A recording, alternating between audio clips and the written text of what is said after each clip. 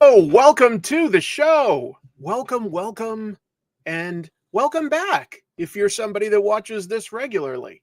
Lovely to have you all here. This is the weekly Spinner Rack.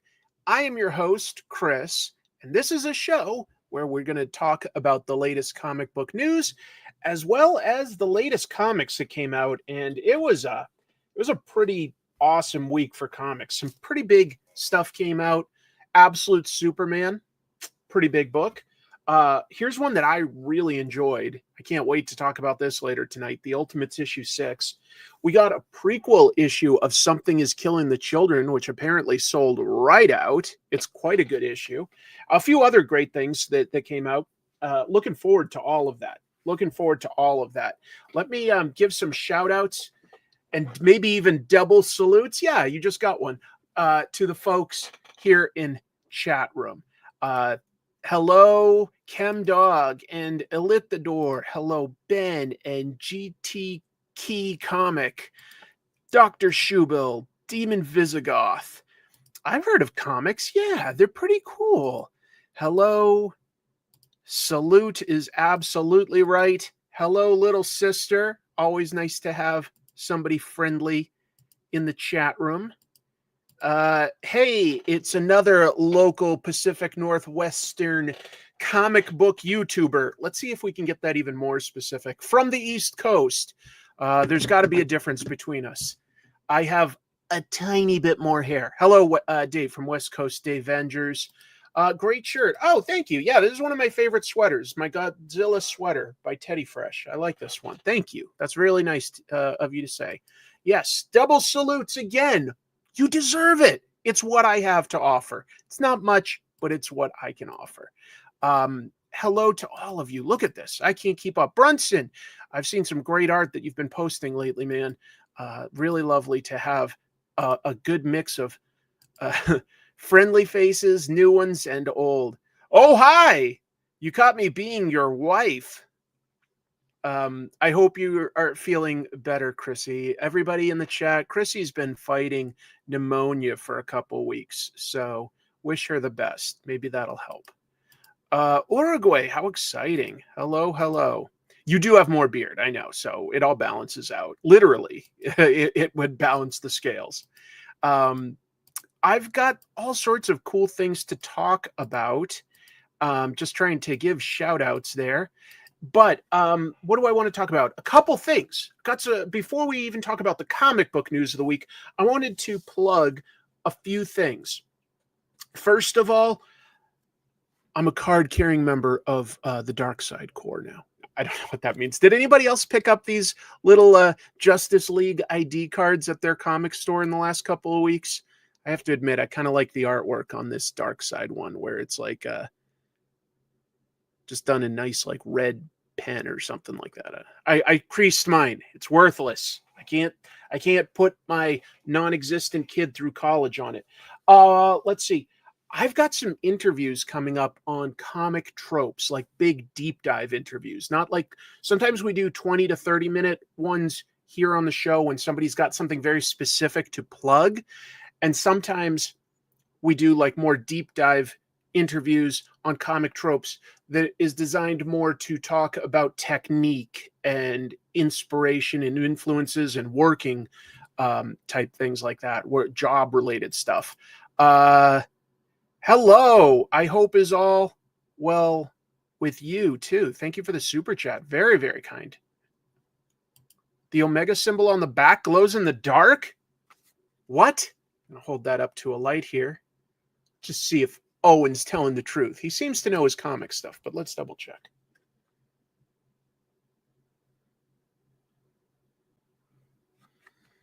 It seems to glow in the dark. It seems to glow in the dark. What can I do here? There's still too much glare from the monitor. Oh, well. I tried. I was trying to think. All right. What else do I have to talk about? Right. So I was saying, and thanks again, Steve, for that super chat. I've got some interviews coming up.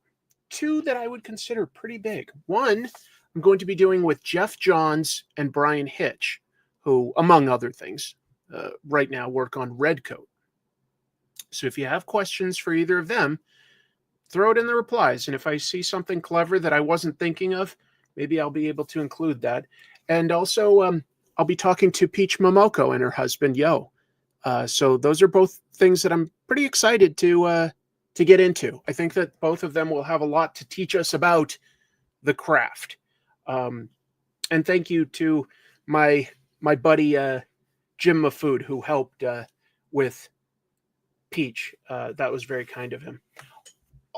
Yeah, pretty excited. Yeah, John's and Hitch together. Thank you. Wow, a super chat just for wearing this. Oh, Kevin, nice to see you again. I'm both excited and honestly like a little bit nervous because, sorry, it's having trouble focusing, probably because I turned off the lights for a minute. It'll refocus. When I do an interview, I like to try to research the person. Now, I'm pretty familiar with all of these people's work, but that also means when you're at this level, you've done a lot of interviews, and I want to try to peruse as many of those as I can so that I'm not repeating the same things that they've talked about a million times and you've heard a million times. I want to try to at least find a new entry point into talking about comics and the craft. So we'll see. I'm going to try my best. Maybe Peach can hook you up with an interview with Kamome Shirahama. Is that who does Witch Hat Atelier? Am I remembering that right? I have to think about that.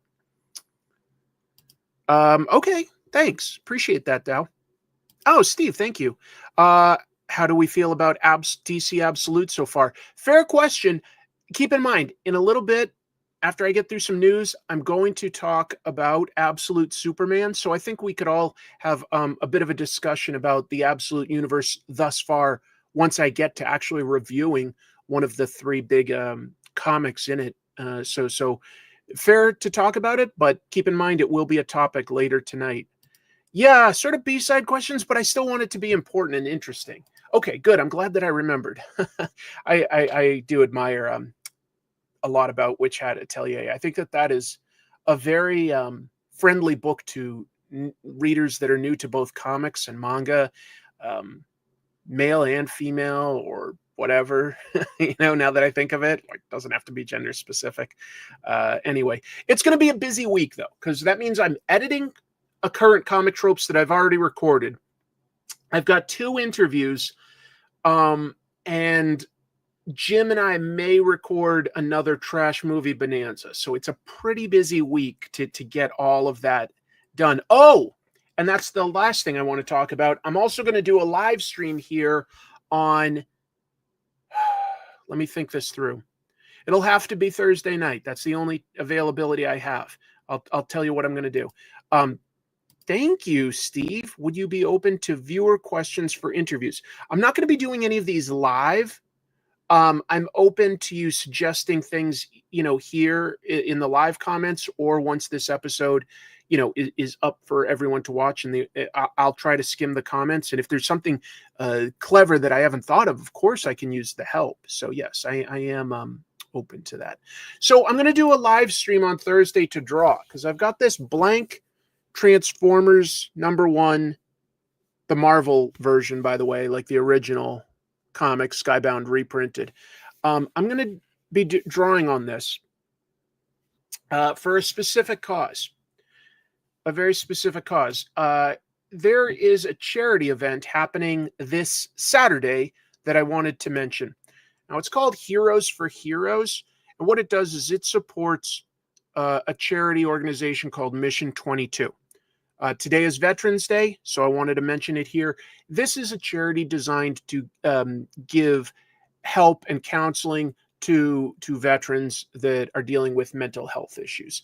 I think I've been pretty open and honest as far as somebody putting themselves out there in terms of my own mental health issues. And certainly I want our veterans who have, donated a lot of their time and health to serving us, I would want them to have access to the best mental health care. So I've got a link there. This is run by a guy named Bronze Age Comics. And tonight, after I finish my live stream, I'm going to go on his live stream to just join his live show. We're going to talk more comic book news and comics, and we're going to talk about this annual charity event. But I'm going to be drawing on this cover. I'll finish that hopefully Thursday night. And that will be one of many items that he will have to auction off. He's been gathering a lot of original comic book art, key issues, rare variants, slabbed cool comics, and all of that stuff will be sort of a claim sale with the donations going straight to Mission 22. So I just wanted to mention that. And there you go. This is like his thumbnail for his show. I'll be on Bronze Age Nerd after this show ends. Whew, that was a lot of preamble. Maybe it's time to get into the news. Is it time to get into the news? Tell you what, I'm going to pause real quick. I need to just sort of gather a few things, but this is a good opportunity for me to talk about the sponsor of this episode. Yes, this episode has a sponsor that I think many of you will be potentially interested in, and that comes to us from Dynamite. Roll that beautiful bean footage. Hey folks, it's Ed Brisson here. Very excited to be here to talk to you about the new Silverhawks comic book I'm going to be writing. It's the first Silverhawks comic that has been released in 37 years. I'm going to be joined by superstar comic artist George Kambadais, who is just doing an incredible job. We've got a murderer's row of variant cover artists, including Jay Lee, we've got James Stocco, we've got Declan Shalvey, Ivan Toe, Lucio Perillo. George is going to be here doing his own covers, of course. And we've got a whole bunch of artists that have not yet been announced, so look forward to that. It's going to be very exciting. If you're a giant Silverhawks fan like I am, please join us in January 2025 to see the further adventures of Quicksilver, Bluegrass, Steelheart, Steel Will, Copper Kid, and Hotwing, and see what sort of chaos that Mon Star is going to unleash upon the universe. So I'll see you then. Thank you very much. So there I go with the order code.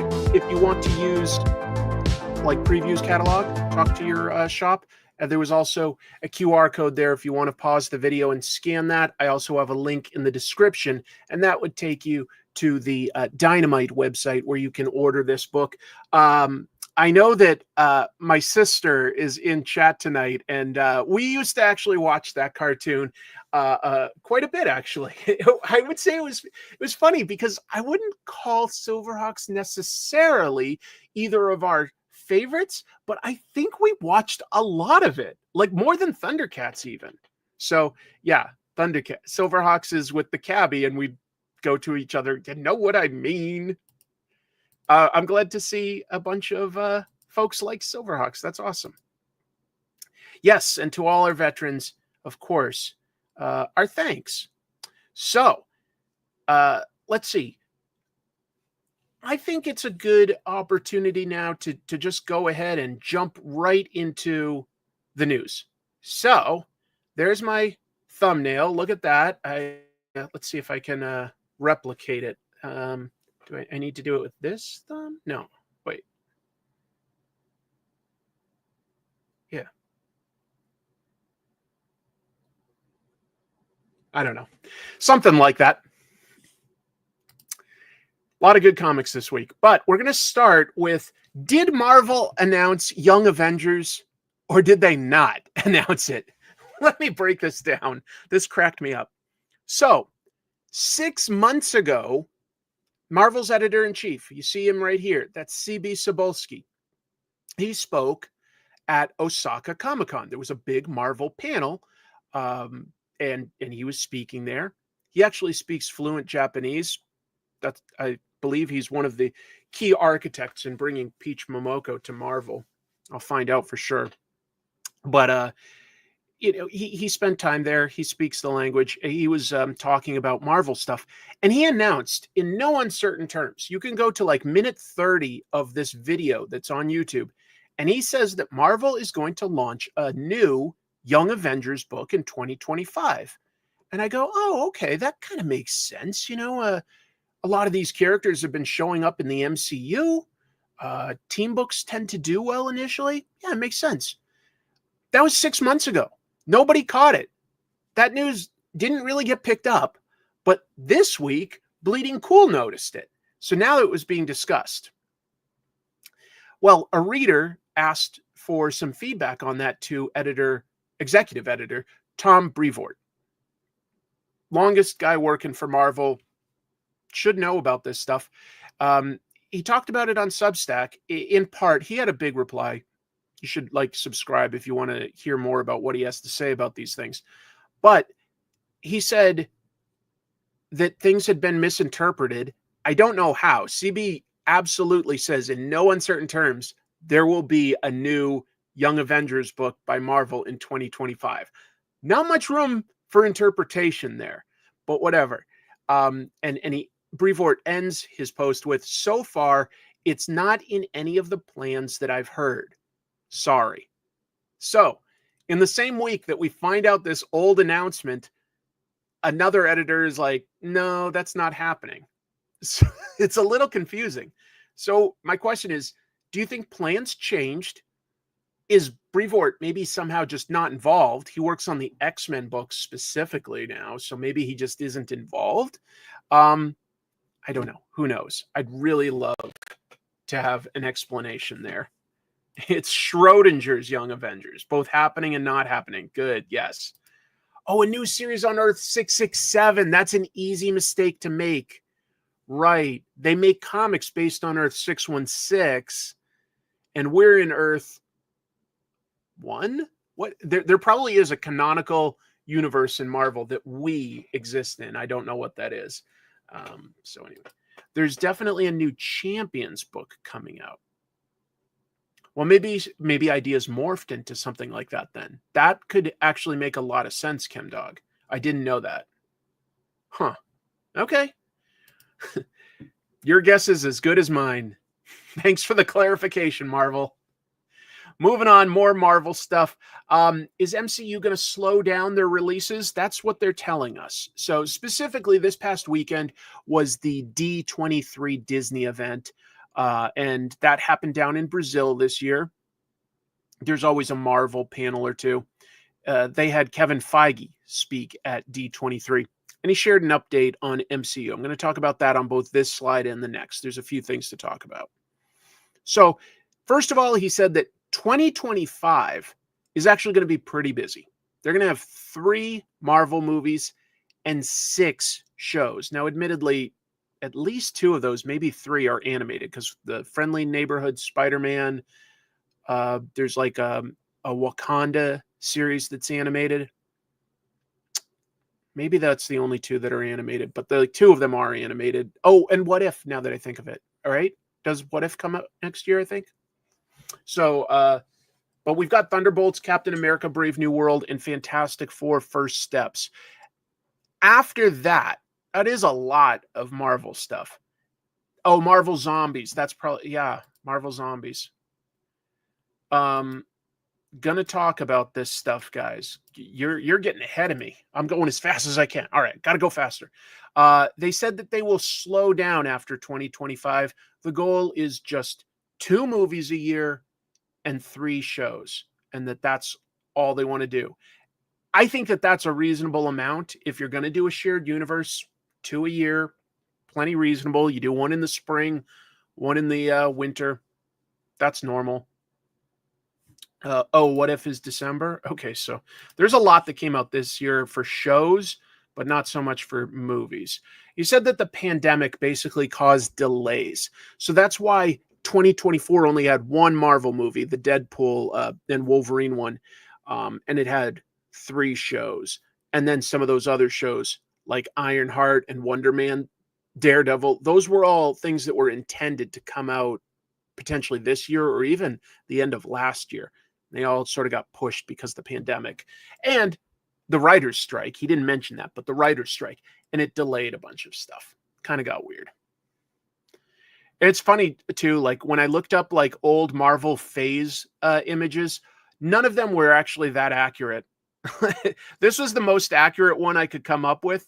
And even that still has Blade and Ironheart and Daredevil, which just gone, right?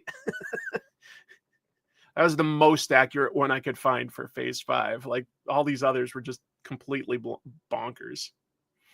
So some more MCU announcements at D23, and I just wanted to call out, they did reveal at the D23 event the new poster for Captain America. I don't think it's a great poster, to be fair, but I appreciated that it was a reference to an actual comic. Issue 230 of Captain America, Steve Rogers versus the Hulk. Obviously, in this movie, it's Sam Wilson as Captain America versus Red Hulk, but still, I just don't get exactly why there would be sparks. The Hulk isn't made of metal. Although, now that I think of it, he does get hot when he gets angry. The Red Hulk does. So maybe those are like sparks from him, not from the shield. I'm giving it too much of a pass. I don't love the lettering. I feel like the gradient that they used on Captain America makes this disappear. It makes it kind of unreadable. And Brave New World is just in such a thin, basic font. I think it also kind of disappears. It's. I love the idea of the reference. The execution is pretty darn bland. I feel like I could have done a better job with one day, but that's me being nitpicky. So some of the stuff that did come out as new news. They got new trailers for Thunderbolts and Captain America 4. Maybe you've seen those by now. They're up on YouTube.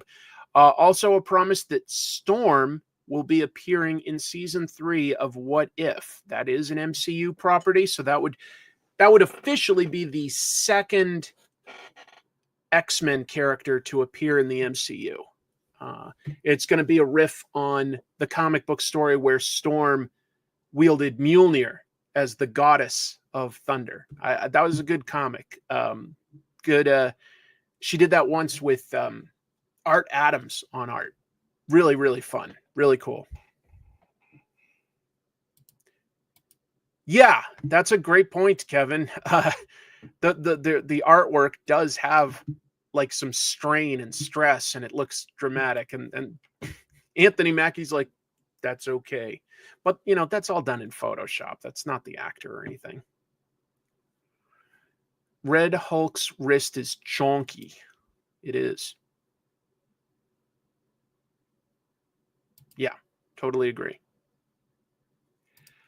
The first trailer confirmed that Storm, Owen's talking about, is being played by Allison Shea Smith, who played Storm in X-Men the Animated Series and X-Men 97. Kind of iconic voice. Good for her, X-Men 97 was great. In the MCU, I don't think that we can call Scarlet Witch and Quicksilver mutants. They were experimented on by Hydra to unlock their powers. So, it's debatable, of course, but I would say that the only official mutant we can say, well, no, there's two, now that I think of it, because there's Namor, as they call him in the MCU, Namor, the Submariner. He definitely is a type of mutant, first of his kind, but then also there was the cameo of Beast at the end of the Marvels. So technically Storm appearing in What If would be the third. Yeah, and obviously Namor wasn't originally an X-Men, but he has been on the X-Men. So I don't make any mistakes. Oh, that's true. Sorry. Jesus, now I'm forgetting that Deadpool and Wolverine have appeared in the MCU. All right, so it gets a lot more confusing if I'm going to start listing all the mutants that have appeared in the MCU. They are filtering in, I guess. They are filtering in more than I realized. Because you're right, that's an MCU thing. Xavier and Doctor Strange. Jesus, I'm there's more than I thought. Wow. Oh, thank you. Yeah, I did a Ninja Turtles sketch cover for a friend this week. Let me see if I can pull it up for you folks, because it would give you an idea of what maybe I'll be able to do on the sketch cover for the charity event this Thursday. Let me just see if I can find it. So I found it. So let's take this off. Yeah, Deadpool, right. Brunson's right. Like, Deadpool himself is not really a mutant. He was experimented on.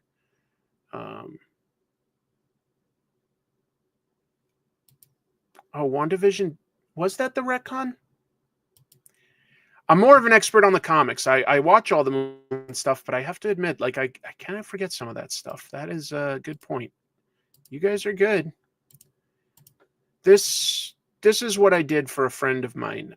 He got a Ninja Turtles blank cover and asked for Leonardo. So tried to come up with sort of a dramatic angle on that. Don't know how successful necessarily, but that's what I came up with, and that's probably the closest I can come up with to saying what I'll be able to do on the Transformers variant cover this week. It's the people for that that channel, Bronze Age Nerd, also like got to vote on who I should draw, and they voted on Soundwave versus Snake Eyes, with also Ravage and Timber the Wolf. I was like, oh, geez, 4 characters. But I think I've got an idea. I think I've got a pretty good idea. I think I'm going to riff on the somewhat famous Transformers #3 cover from Marvel, where Spider-Man is swinging around a webbed up Megatron. My thought is, what if I did a Soundwave in a similar position and Snake Eyes is swinging because he's like torn out a bunch of cassette tape innards and he's like swinging on that. So that's my idea. We'll see if I can execute it. That's not what I meant to share. All right. What else do we have for news? I feel like I'm going really slow for you guys. Sorry. There we go. Other MCU stuff. Feige said specifically that they're planning to introduce Miles Morales at some point. He said Miles will appear in the 3rd Spider-Verse movie, which is in production. I hope that shortly after that, he can enter the MCU in live action. Love that idea. Great character. Oh, wow. Look, folks, it's Tom Whalen. Tom is a brilliant artist, graphic designer. I love the show and was delighted to see my good friend and fellow Philly Cartoonist Society member Jamar Nicholas as your guest last week. Oh, I love talking to Jamar. He's a great guy. I didn't know you guys knew each other. I'm wearing tonight a Godzilla shirt, right?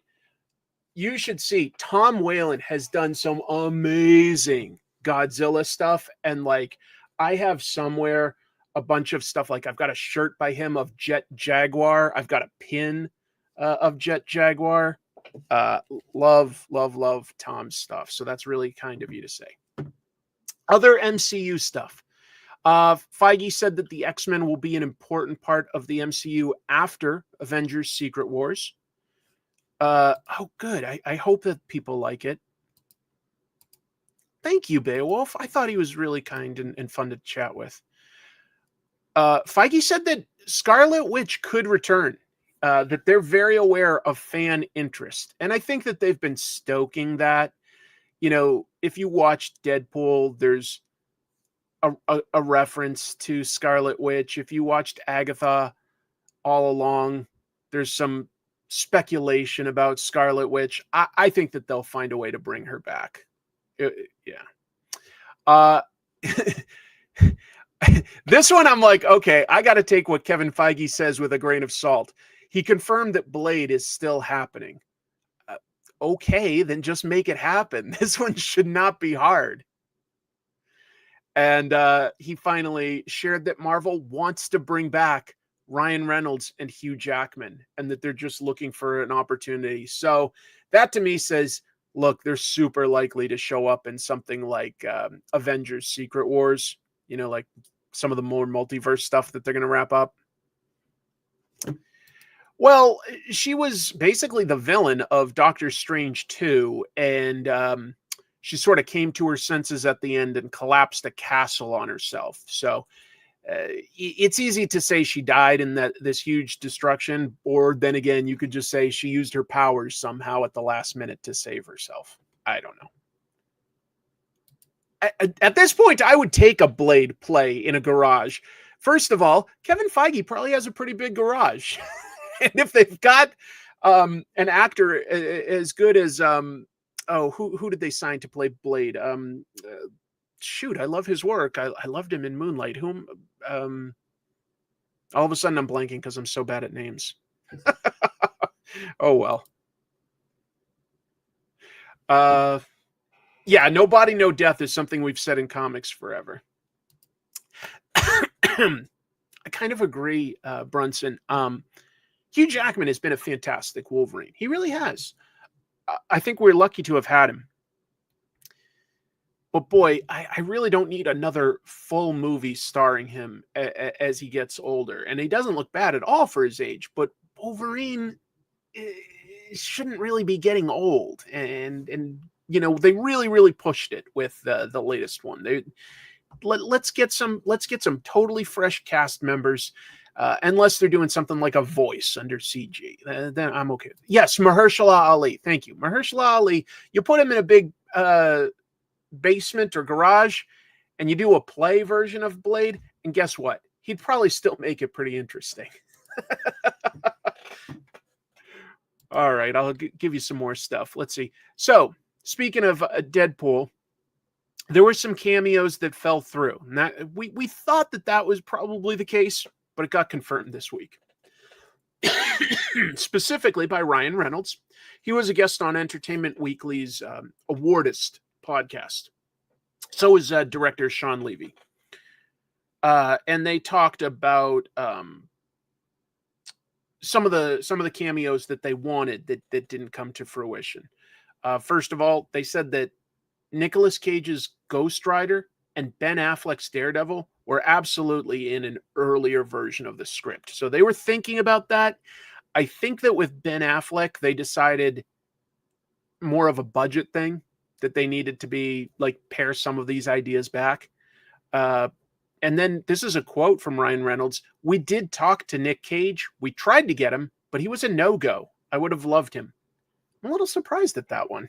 You would have thought Nick Cage, being such a fan of comics and everything, he would have seen the value in a movie like this. But maybe, you know, he's just like, nah, I'm done. With all the multiverse stuff, we could finally get Glenn Danzig as Wolverine and people wouldn't blink an eye. They go, okay, sure. Whatever you're giving me. Oh, yeah. Yeah. Well, I would have taken a CGI Ghost Rider, but yeah, I don't want a CGI Ben Affleck face. Nick Cage face. That was very disturbing in The Flash. All those CGI cameos, they looked terrible. They looked awful. I hope it's good. I don't know. Maybe I shouldn't be hopeful. I kind of am. I'm kind of hopeful.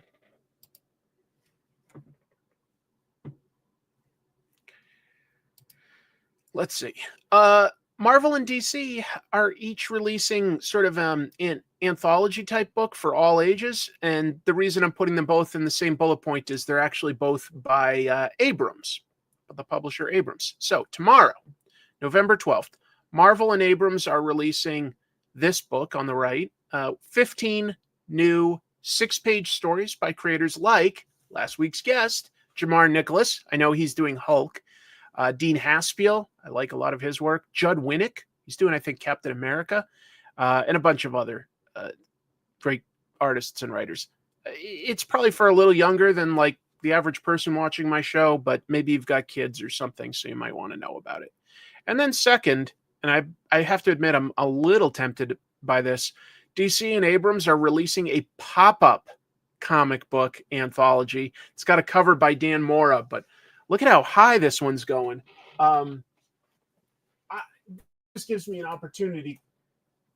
Jim Mafood once did a pop-up comic book. It's really more artwork than like sequential storytelling, but so's the DC one. So it's so cool seeing this stuff just like leap out. I love pop-up stuff. I'll tell you, I made a mistake once. Look at that tank girl. That is so cool. One time I was at Half Price Books if you don't have one near you, it's pretty much what it sounds like. It's a discount used bookstore. They can have some good stuff, though. And I was in the graphic novel section, and they had Spirit by Will Eisner as a pop-up book. And, it was like all of like $5 maybe. And I was just like, I don't need that. And I wish I got it. I really do.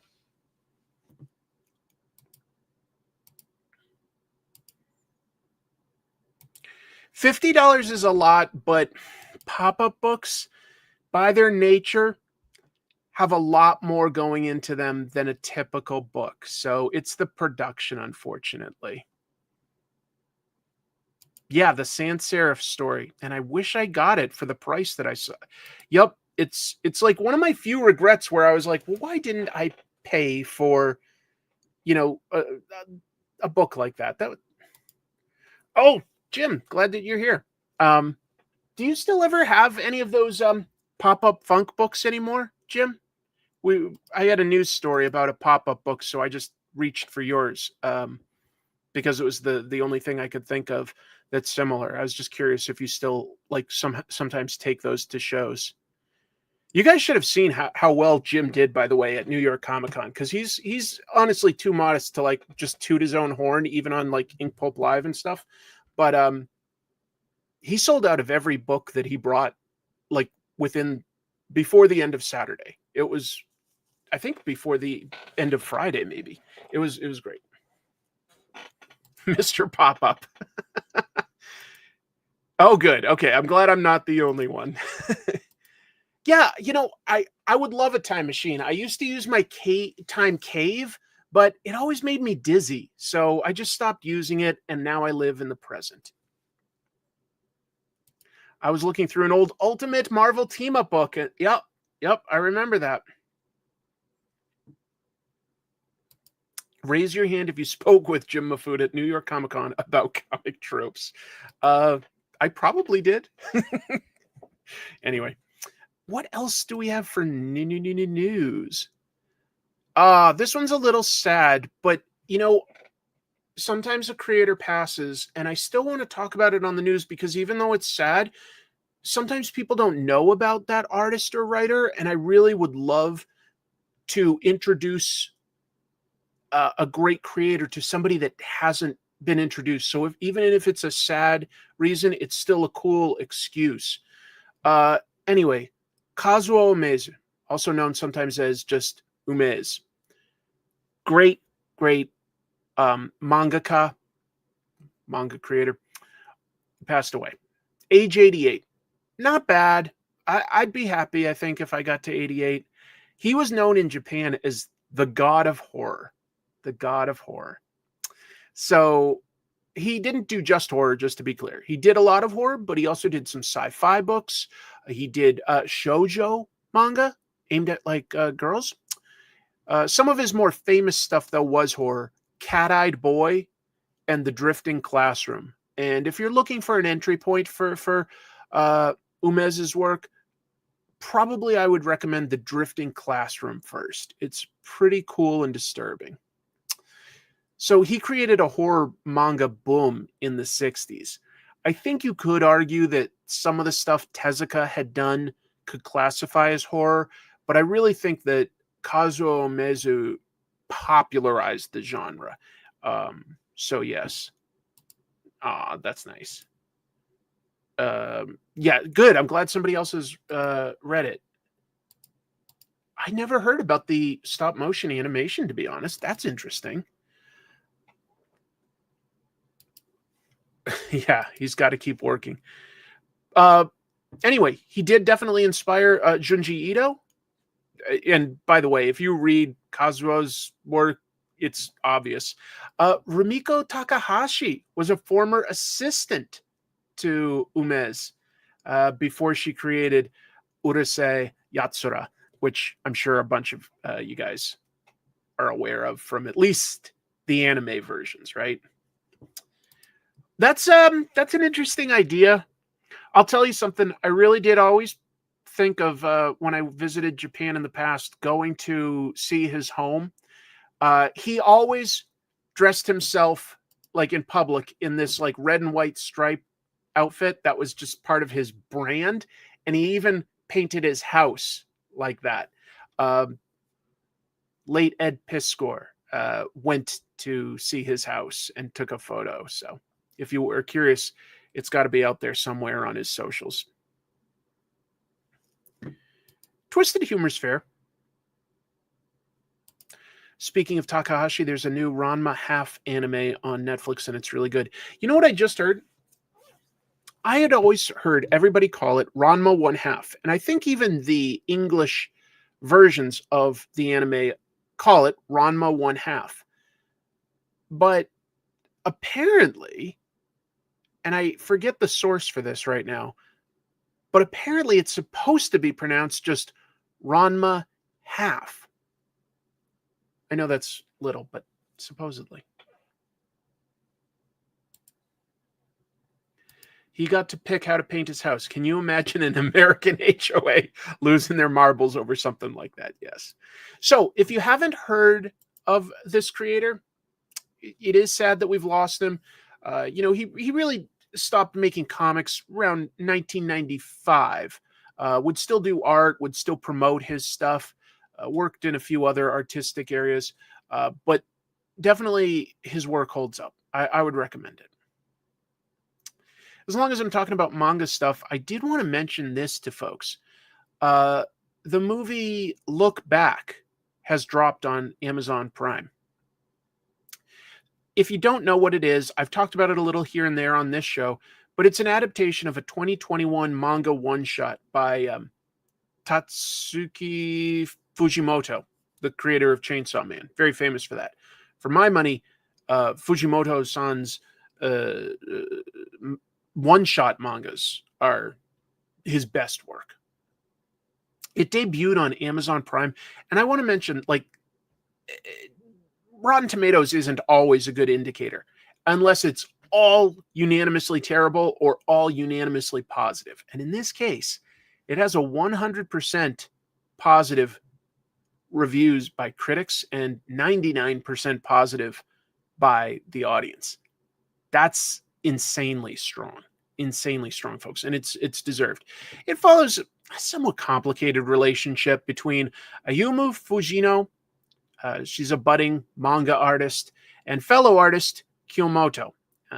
They're both students. They both have different approaches to their art. They both push each other to do better in an environment that's not always cool, great, go for it, guys. They did make a movie of it. You should see it.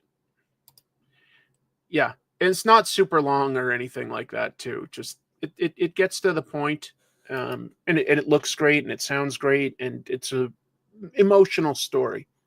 I think just about anybody could appreciate it. It is pretty far from Joker 2. Last manga-related news, I just was going to mention this. Emaki, they added a Crime and Punishment manga. So, the electronic manga store Emaki is run by Orange. It's one of the newer, webtoon-type publishers that are out there. That's not really accurate, because webtoon is definitely scrolling. This is an eBook app and site, or just site now. I don't think that their app is live. I think it's still in beta. And it's called Crime and Punishment, a Falsified Romance. And of course, as the title implies, it is based on the Fyodor Dostoevsky novel, but it is set in modern day Japan. So it has differences.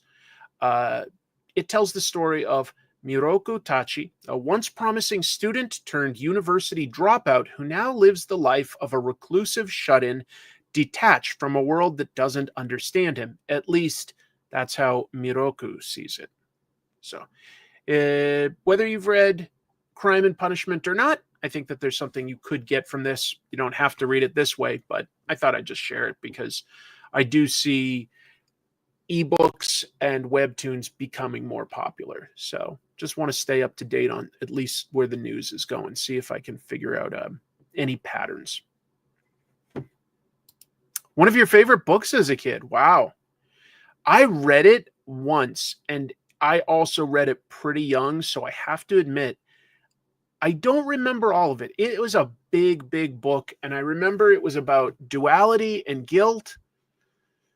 I didn't have to read it for school. I just read it. But a lot of books that I read when I was younger, I don't remember super well. I also, for instance, read the original Frankenstein and the original Dracula and stuff like that. And I have to admit that, like, my memories over time have become a little like too influenced, I think, by the movies and stuff like that. And I go, I don't think I'm remembering these books accurately anymore. Memory can't be trusted, folks. Memory can't be trusted. I wish it could, but it really can't. Reread. I probably should. I don't know when I'll fit it in, but yeah. You are not as smart as you think you are. That is fair. Oh, and just to mention, it is by writer-artist Naoki Ochiai, and it originally went from 2007 to 2011. So it's not a newer story or anything, but it's a timeless one.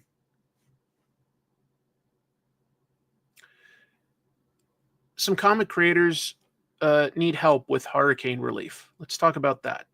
We're specifically talking about Jimmy Palmiotti and Amanda Connor. I think that they're both super talented. They're quite a power couple. Their offices for their company, Paper Films, was hit hard by Hurricane Milton in October. In fact, this lower picture here, I know you can't see it super well the way I'm displaying it, but Jimmy posted this, and all these sort of light areas under the water here, those are just comics. These are all like their comics. And he posted something like, comics don't do well in water. This is one of the things he posted to Twitter. The Paper Films office got hit badly by Hurricane Milton. We had to trash over $20,000 worth of books and put up a new floor and remove some of the wall space in the office. We are running a sale to help with expenses, up to 70% off retail. So there's the link. You can just go to the paperfilms.com website. They do most of their stuff with Kickstarter now. I think, in terms of some of the stuff they're most famous for together, probably their 2013 Harley Quinn run. But, they both do a lot of stuff. I wouldn't even know where to begin. So anyway, they got hit hard. And if you're at all interested, they've got a bunch of books real cheap. Yeah. Water always wins. It does. Yeah. Yep. Pretty tough. I know. Yeah. Their home, I don't think, got hit as hard as their offices. So they did get out of town beforehand just to be on the safe side. So they were being smart. Oh yeah. No, Jimmy Palmiotti's Jonah Hex was great. Totally agree. A sitcom set in a comic shop. This is just right up my alley. So I wanted to talk about this. So tomorrow through December 12th, there's a Kickstarter launching to fund a sitcom set in a comic store, the Comic Shop. They released a trailer online about like a year ago, trying to see if they could get an actual production company in the industry to pick it up. And I guess that didn't happen, at least not yet. So they've decided to try for it themselves. It's created by and stars Cheyenne Iwulu. I hope I pronounced your name right, Cheyenne. She's made documentaries and hosted interviews in the whole nerd sphere. I think going back to 2016 or so, she did a documentary on cosplay that was shown at MagFest. And she's done all sorts of interviews. She had a YouTube channel for a while. Randy, always good to see you, buddy. I think that I know you mean comic shop instead of cubic shop, but yeah, I think it's a good idea for a place where people can just hang out and you get some weirdos, but just people filter through. I think workplace sitcoms can be great, especially when they're very specific. And I'm thinking of things like Taxi and News Radio. Sometimes a workplace sitcom can work really, really well. Hey, Christopher, Bronze Age Nerd here. Wanted to hop in. He says hope in because he's hopeful that you're listening, and say hello and hope you're having an awesome stream. Everyone, opted blast that thumbs up. Hey, I do appreciate it if you can hit the thumbs up button on YouTube right now. But I will be on Bronze Age Nerds show at 8 o'clock Pacific time. So basically like 2 hours from now. So after I wrap this one up, gonna go do some more streaming. We're gonna talk about his charity, like I was talking about earlier tonight, and some other comic book news. Cheers. Cheers is, in a way, a workplace sitcom, in a way. Oh, yeah. WKRP, that's right. That's right. I used to have an idea for one when I was just out of college, because I went to college down in New Orleans. And we've got these, we've got like hot dog vendors downtown. And they're the sketchiest guys you've ever seen in your life. Just the turnover working at a hot dog stand, I figured, had to be immense.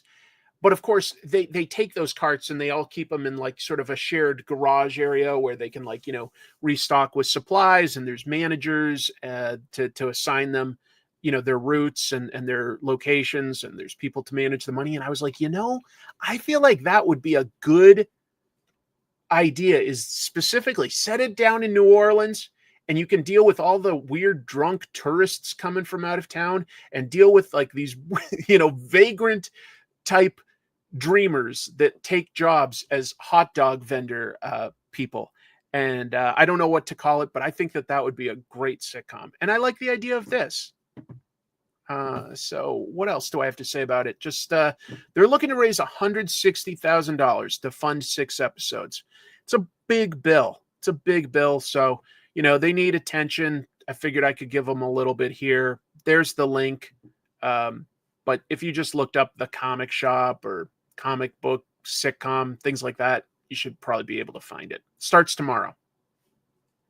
Oh yeah, Too Close for Comfort. That's right. It was about a cartoonist and his daughters and like Gay Neighbor or something like that. It's hard to remember. Yes, actually, I have read that book, Wally, and it is fantastic. Confederacy of Dunces, classic. There's also a book that I came across later. It's called Managing Ignatius. Ignatius C. Riley was the protagonist of Confederacy of Dunces. Managing Ignatius is literally a true story of a guy who was a manager of those hot dog vendors in New Orleans and all the crazy stuff that went on down there. I hope it's good. The trailer looked funny to me. And if it got made, the idea of having a few comic book guest stars there would be funny. I can just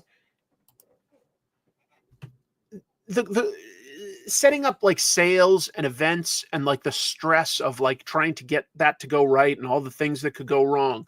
Hosting 24-hour comic book day, things like that. Like there's a lot of places you could go that are specific, but you can also just deal with workplace stressors that work anywhere.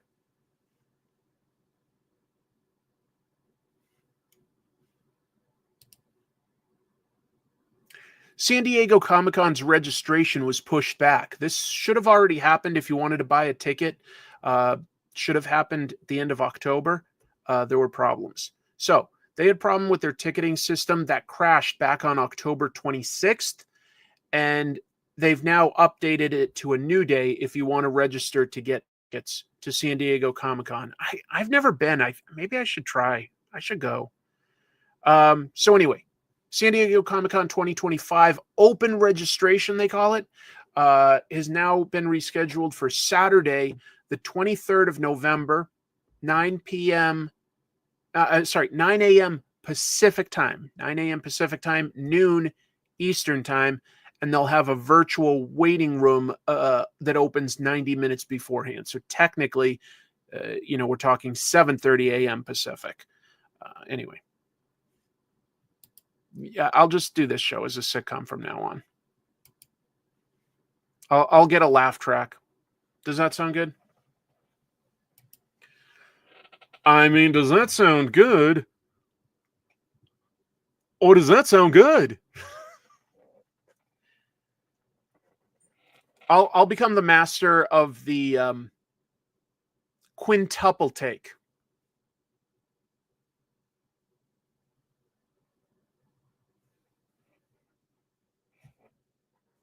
I think I did a quintuple take. Okay. More news. An Image comic got a music video. I thought that was unique enough. Yeah. So, the Image comic Lovesick, it's by Luana Vecchio. It's an erotic horror comic.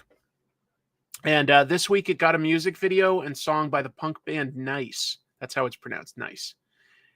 The video stars the lead singer Mimi Doe as a dominatrix, kind of akin to the main character Mother Demon Domino from the comic. So you can go find Nice, and they've got a music video inspired by Lovesick. I think that's got to be kind of flattering if you make a comic and like it in turn inspires a different type of artist. Did you? Oh, are you talking Luana Vecchio? Right. That's what you're talking about, right, Randy? Didn't Luana draw something in one of your comics? I think I'm remembering that right. It took me a minute, but now that I think that's what you're talking about. Nice Rules? I've never listened to them. Right, yeah, she drew a short for Swan. You have a good eye for upcoming talent, man. You really do. Oh, that's nice to hear. That's really cool. Wait, you've met Luana before? Good point. Yep, Dead Lucky got a song. Moon Man, of course, got like a whole music video because it's, made in large part by what's his rap name? All of a sudden, I'm only thinking of his real name. Kid Cudi. I kept thinking Scott Muscudi. Anyway. Transformers is getting a 10th printing. And I couldn't find this information, but I'm curious. What is the most printings a comic book got, consecutively? Because I was thinking of Ninja Turtles #1, but I want to say that they only went up to something like 8. I don't know for sure, but Transformers is getting a 10th printing. So we're a full year into Transformers by Skybound. It's getting a 10th printing to celebrate. They've got 10 different covers. That includes a gold trim on the original Daniel Warren Johnson art, a Starscream variant in the same pose as Optimus from the original one. We've got covers by top artists like E.J. Sue, David Nakayama. I'll show you. So there's like the gold trim with Daniel Warren Johnson art in a Starscream pose that like he originally drew Optimus Prime in that pose for issue 1. This is the David Nakayama cover. That's gorgeous. Just really, really reminiscent of the 80s cartoon, really. I love E.J. Sue has been doing these, I don't know what to call them, but, like tech spec type covers. And I think that they're gorgeous. I think that this would look gorgeous on one of the actual toys. Like if this was the packaging art with like a really cool, dramatic angle on the character, but all this technical detail for the character and stuff, I think that would be awesome. And there's a bunch more because there's 10. This is just 3 of them. But, other artists like Jorge Corona, Jason Howard, just some great stuff. Yeah, these all look really good. These all look really good. Killing Joke had 8 or 9. I don't know how many printings Spawn had, but I don't feel like it was that many. I think it went out the gate with a lot of copies for its original printing. I went with Daniel Warren Johnson Optimus Prime. Will look cool next to the first print. Yeah, I can understand that for sure. I remember it was only like 2 years ago that Image said they weren't going to do second prints. Yeah, Void Rivals has had a ton. I think that it really shows some real staying power, that fans are really talking this up, and word of mouth is such that people are like, oh, I'd like to try that. Oh, cool. I can find issue #1 easily. By the way, I was actually having this conversation with Dave from West Coast Avengers last Wednesday. And we were like, it's interesting. Sometimes a future printing can actually become the more sought after collector's item. And you never really know what it's going to be, but sometimes the print run is way smaller for a consecutive printing.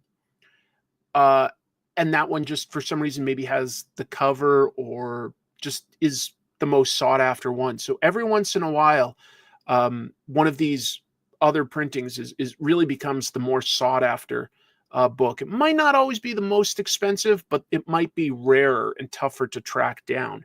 And that's got to be the case with all these variants and 10 printings. There's going to be a couple of these that are just going to end up becoming like real collector's items. Oh, wow. Wally says Johnny the Homicidal Maniac #1 had 26 printings. You know what I bet that was? Is that started getting sold in Spencer's Gifts. And I wonder if that was any of the reason for it. Because that was definitely super indie. But like if a mainstream outlet like that is carrying your book, maybe you just keep going back. I don't know. It's just a guess. Yeah, Killing Joke, as we said, definitely had a time. This printing is printed in Optimus Prime's blood. Right, like the Kiss album where they put a drop of their blood in the ink. We'll just put a quart of synthetic oil in one of these print jobs. Oh, that's an interesting idea. Go back to some of the artists that drew it back in the day.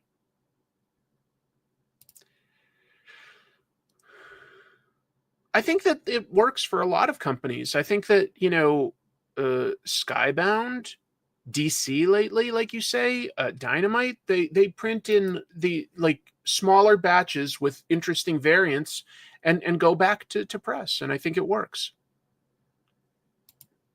Interesting. I don't know. I'd have to do the research to see if Zap had lots of reprints. If 26 is in fact accurate for Johnny the Homicidal Maniac, I have trouble imagining more than that for anyone.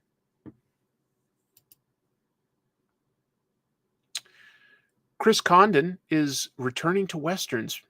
Not like he really left, but I had to have some sort of a title. So he's well known for his modern day Western, That Texas Blood. I've talked it up.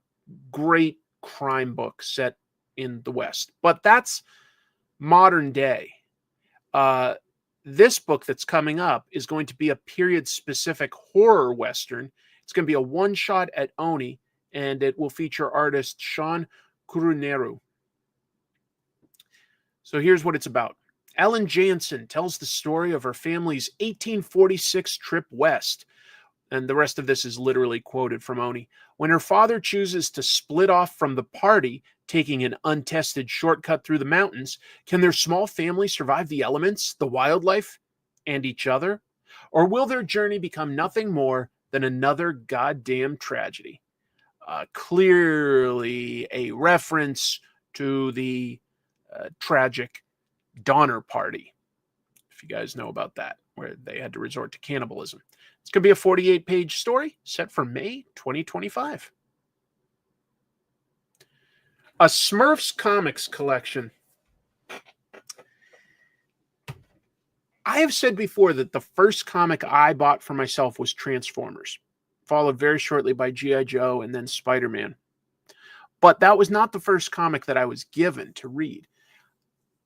I don't know which of these three it was, but actually four. I can think of four comics that I was given at a very young age. I'm pretty sure The Thing was not the first, but it was one of the early ones I got. Also, a Winnie the Pooh comic from Dell, a random issue of The Flash, and what I'm pretty sure was the first comic I ever got was an issue of The Smurfs. But they are now getting collected. Let me tell you about the Smurfs. Smurfs was a Belgian comic book franchise created by Belgian comics artist Peyo. That was a pen name for Pierre Culliford.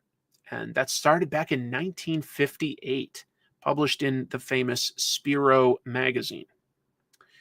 Paper Cuts, that's the Mad Cave Studio imprint for all ages. They're going to be releasing these comics in chronological order and in English beginning in February 2025. 300 pages of comics and archival material. I think that they're pretty charming, funny. Yeah. I'll try to take that as a compliment. Thank you. Thank you. Thank you. Johan and wasn't it called Pee-wee? I don't remember. I remember Gargamel and Azrael. I wonder how many Smurfs I could name. Maybe 10. Maybe. I loved Smurfs when I was little, just to be clear. Papa Smurf, Brainy, Smurfette, Hefty, Baker, Jokey, Vanity Smurf. Oh, I need to come up with 3 more to hit my arbitrary goal of 10. What other Smurfs were there? Ha! Maybe I don't know that many. That's all I can come up with. Handy. Right. Yeah, I said Hefty, but you're right. There was Handy. Oh, Grumpy. Grumpy. I came up with him. No, now you guys are making them up. Maybe there was a Sporty, but I don't think there was a Stinky Smurf. There were over 100. Whew. Greasy. Oh. There wasn't a Pranky. There was a Jokey. Smokey. You guys, I'm going to move on. Didn't I say Brainy? If I didn't say Brainy, he was a prominent one. As long as we're talking about French comics, we got to talk about this. Spirou was pulled from stores over racism accusations, which seem pretty damn accurate. So, this book is called Spirou and the Blue Gorgon. It's a French-Belgian satirical comic published all the way last fall, so almost a full year ago. Recently, it got called out by this TikToker, Charlotte. And she says, look, there's racist imagery in this. And she's right. She specifically pointed out that white people are drawn to look human, but all the black people in the book are drawn as monkeys. What? Publisher Dupuis apologized and they pulled 30,000 copies off the shelf. They recalled their book.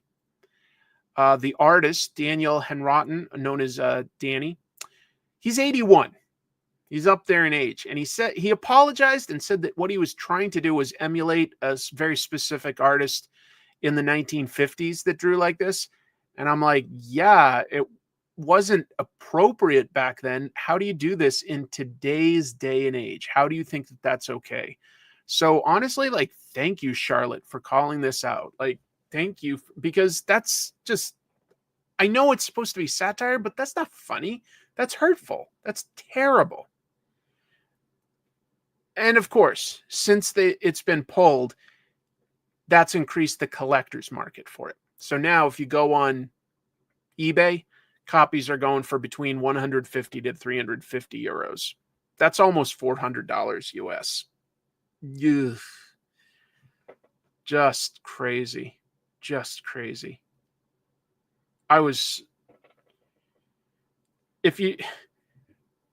don't want to get into how awful it is. Yeah, I think that it's stunning that it went this long without really being called out, that it went almost a year before people were like, that isn't really okay. What?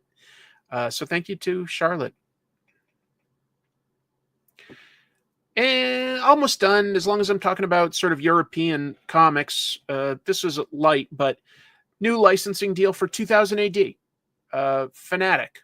They're a UK-based pop culture company. They make affordable licensed products. You know, we're talking like pins, posters, jewelry, stuff like that.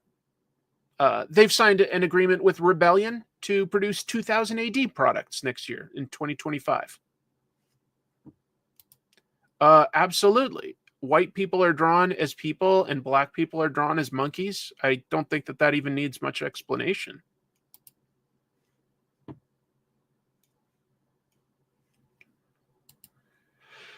So what do we mean when we say 2000 AD? Judge Dredd, Rogue Trooper, Strontium Dog, Slain, Nemesis the Warlock, tons more. Lots of cool stuff. Who knows? I'm curious what they could create for Judge Dredd especially, but I like Rogue Trooper a lot. There's the website if you're curious about Fanatic stuff. They've got tons of licensed stuff, folks. Tons. Oh, thank you, Rami. Let's see.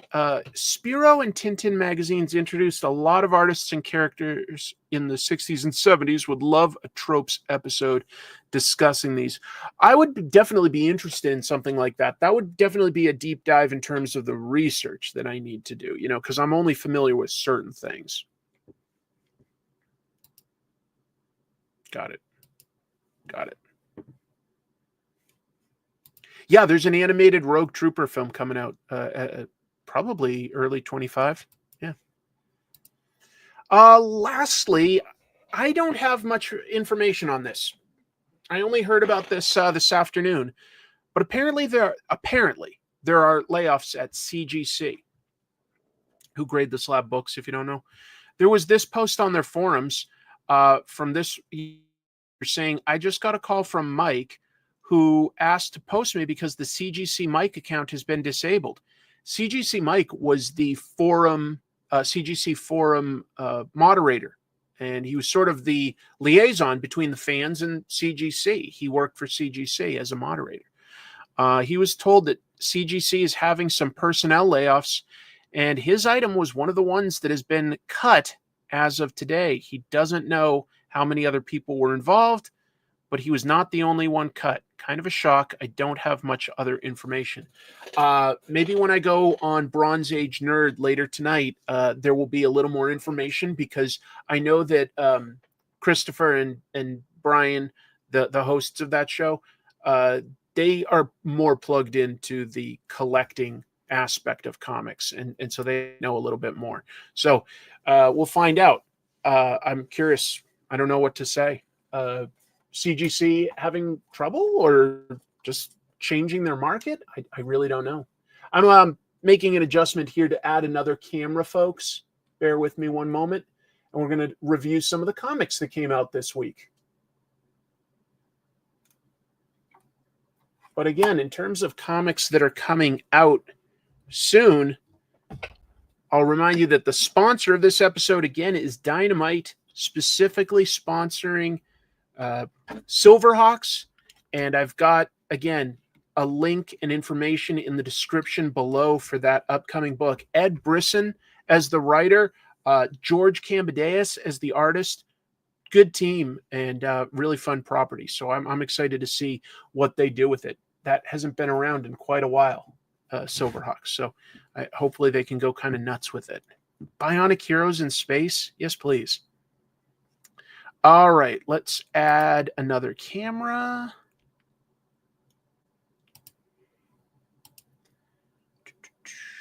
Oh, right. I'd need to plug this in, wouldn't I? Bear with me.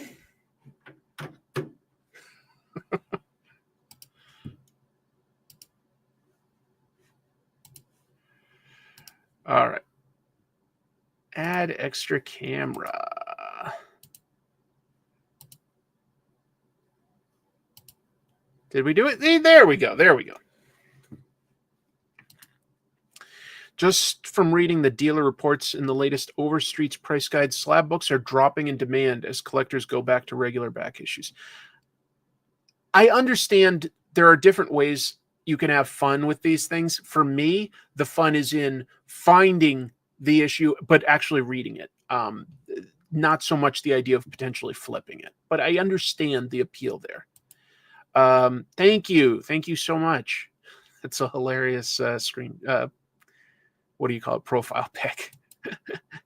I don't find any joy in people losing jobs. No, I won't lose any sleep over the CGC organization.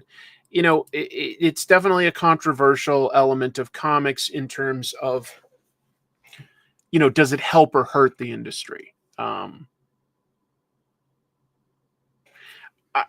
not convinced long-term it helps the industry. I do see some advantage. I think if you had a super rare book, you know, we're talking in Action Comics #1. I think there's only 81 of those in the world. I can understand wanting to get that professionally graded and protected. I can understand that.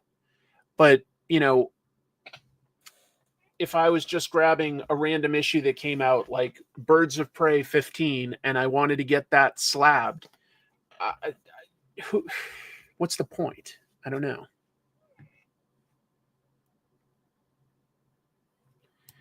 Exactly. There's a couple reasons to do it. So speculation gets me nervous because I went through a couple periods in comics where speculation brought in outside people that were only looking to do a quick investment in comics, and that always hurts the industry at the end of the day because you know, eventually they need to like sell it back, and if it's too short term, it builds up the industry because they're selling to more people, and then all of a sudden those people all leave and the industry collapses. So I've been through that a couple times. I don't love seeing that happen to my favorite medium. And I'll be honest, as long as I'm talking, you know, you guys know that I do try to avoid getting too deep into politics, but there is one thing that worries me. Well, there's several things that worry me, but one thing related to comics. If our president-elect's proposed tariff idea goes into effect, I think that almost instantly makes the cost of comics just something that the average person would not want to pay, and even a big fan wouldn't want to pay. We're already paying something like $5 for 20, maybe 30 pages of story, right? It's not the best value for entertainment. It's not the best. It's worth it to me. It's my favorite way of enjoying a story. But it's tough to introduce new readers through American comics in the floppies. Fortunately, they get into comics through stuff like Dogman and manga, and that's great. It's a good value. But if there are tariffs on foreign stuff, most of our comics in America get printed out of the country. Most comics get printed in Canada, in China, in Korea. There's better economies of scale. If we put a tariff on top of that, you know, Marvel, DC, boom, I'm going to sneeze. They all would have to increase the total cost of their product because they're paying more for the printing.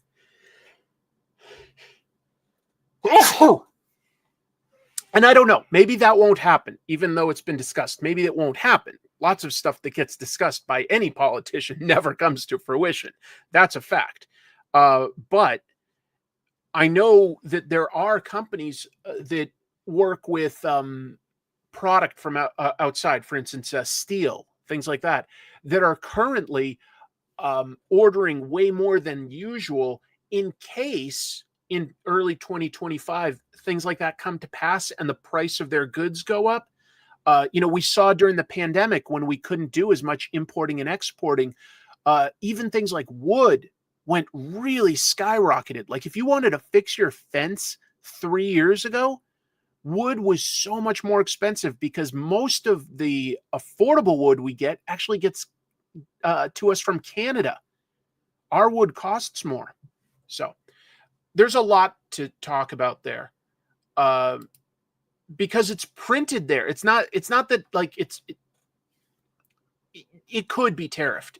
It could definitely be tariffed, especially if it's coming from a country like China. So I hope that doesn't happen. But I will admit, there's a part of me that's really nervous about if that happens, what would the effect be on comics? It would really, really kill things. So, all right, let's talk about some of the books that came out this week. Should I just start with Absolute Superman since that's kind of the biggest book that came out this week? I think so. So let's talk about it. And I'm curious to hear opinions from you folks about what you think of the Absolute universe so far. But so far, I am enjoying it. I'm enjoying a fresh take on things, and it's different while still having the core elements of what I need.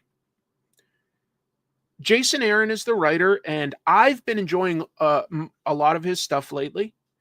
I've heard different opinions on things like Ninja Turtles. I know some people want some more action in there, and I can understand that. I feel like it's building to something. But Rafa Sandoval, first of all, great artist. Really, really strong. Really strong. Great environments. Great character acting. You know, like just this picture of a farmer picking up the soil and letting it fall through his fingers. You know, that's very well done. I can't quite focus on it. I'd have to keep adjusting this. Sorry. This changes a few things for Superman's origin, and that's the overall premise. His parents in this, well, I was about to say that they weren't scientists, but they kind of are. They're just not successful, like, and wealthy and stuff, because Absolute Superman has the idea that Krypton is a very it talks about it on this page. It's a class regimented society, very classist. And we've seen stuff like that throughout history. I mean, even pre-World War II, England, it was very hard, if not impossible, to rise outside of your class. You know, you would be born into a family of butlers. You were going to live and die as a butler yourself, probably, you know? So his parents are not from the elite ruling class, which is scientists. They're very smart, but of course, Jor-El knows that, you know, the planet is in grave peril because of how bad it's been polluted, that it's really, really in bad shape. That means that he didn't get to go to the premier science school and enter that class. So his father is a miner. His mother is like a mechanic. And they've had their baby. Kal-El was raised on Krypton. He's only a child, but he's raised on Krypton. So that's already a few very different things, especially as it relates to our main character. It means that he was not raised from birth on Earth. He is a little more alien. He's a little more alien because he was raised for some of his life on Krypton, and he was raised by parents that are smart but are working class. And that gives Kal-El a lot of empathy for the working class. We're skipping through some of like the story of how he gets to Earth and stuff like that. But what it means is that he remembers his people and his culture. And it makes it very hard for him to connect in a lot of ways. He goes to some miners in Brazil that are being exploited. And you can just see in this, like this 2-panel thing here. Let me show you that. You know, he's meeting them. He's meeting some miners and offering help. And his X-ray vision is on. And he just sees the people as, you know, like bones. He doesn't necessarily get to connect with them as people, but he does recognize their value, and he's protecting them quietly. So he's still like a noble person. The only real connection he has right now is that his suit has an AI. Okay. So his suit is, it communicates with him. It gives him advice. You know, it's a computer with a personality, which is a little bit like what in the comics he would do in the Fortress of Solitude. He doesn't have that here, at least not yet. It's interesting. It's a very different take. I mean, it's all in Brazil too. First of all, it's not in Metropolis. And his powers. He has they're a little different. They're a little different, and he's not always powered up to the same level that Superman is usually powered up. I think he could theoretically absorb enough solar radiation, but he's been helping people around the world, and that like depletes his sort of power levels. There's a little bit of Eradicator in this. I found it really interesting. Yeah, and the art is good and exciting. It's giving us just teases so far. Teases of what the story could be. I like the changes. I like the idea of a Superman who remembers his people. That's something that Supergirl has had in some of her stories, but not Superman. And I like the idea of that he misses his people more because he knew them. I like the idea of Superman being a little bit more blue collar working class, because his original stories, Superman's in Action Comics #1 and the early Action Comics stuff, Siegel and Schuster had him sticking up for the little guy all the time. He was going after corrupt politicians. He was going after, I've got an episode of this on Comic Tropes, going after car manufacturers, because he's like, cars are too dangerous, and he's like trying to destroy every car in Metropolis. It's kind of hilarious. Let's see.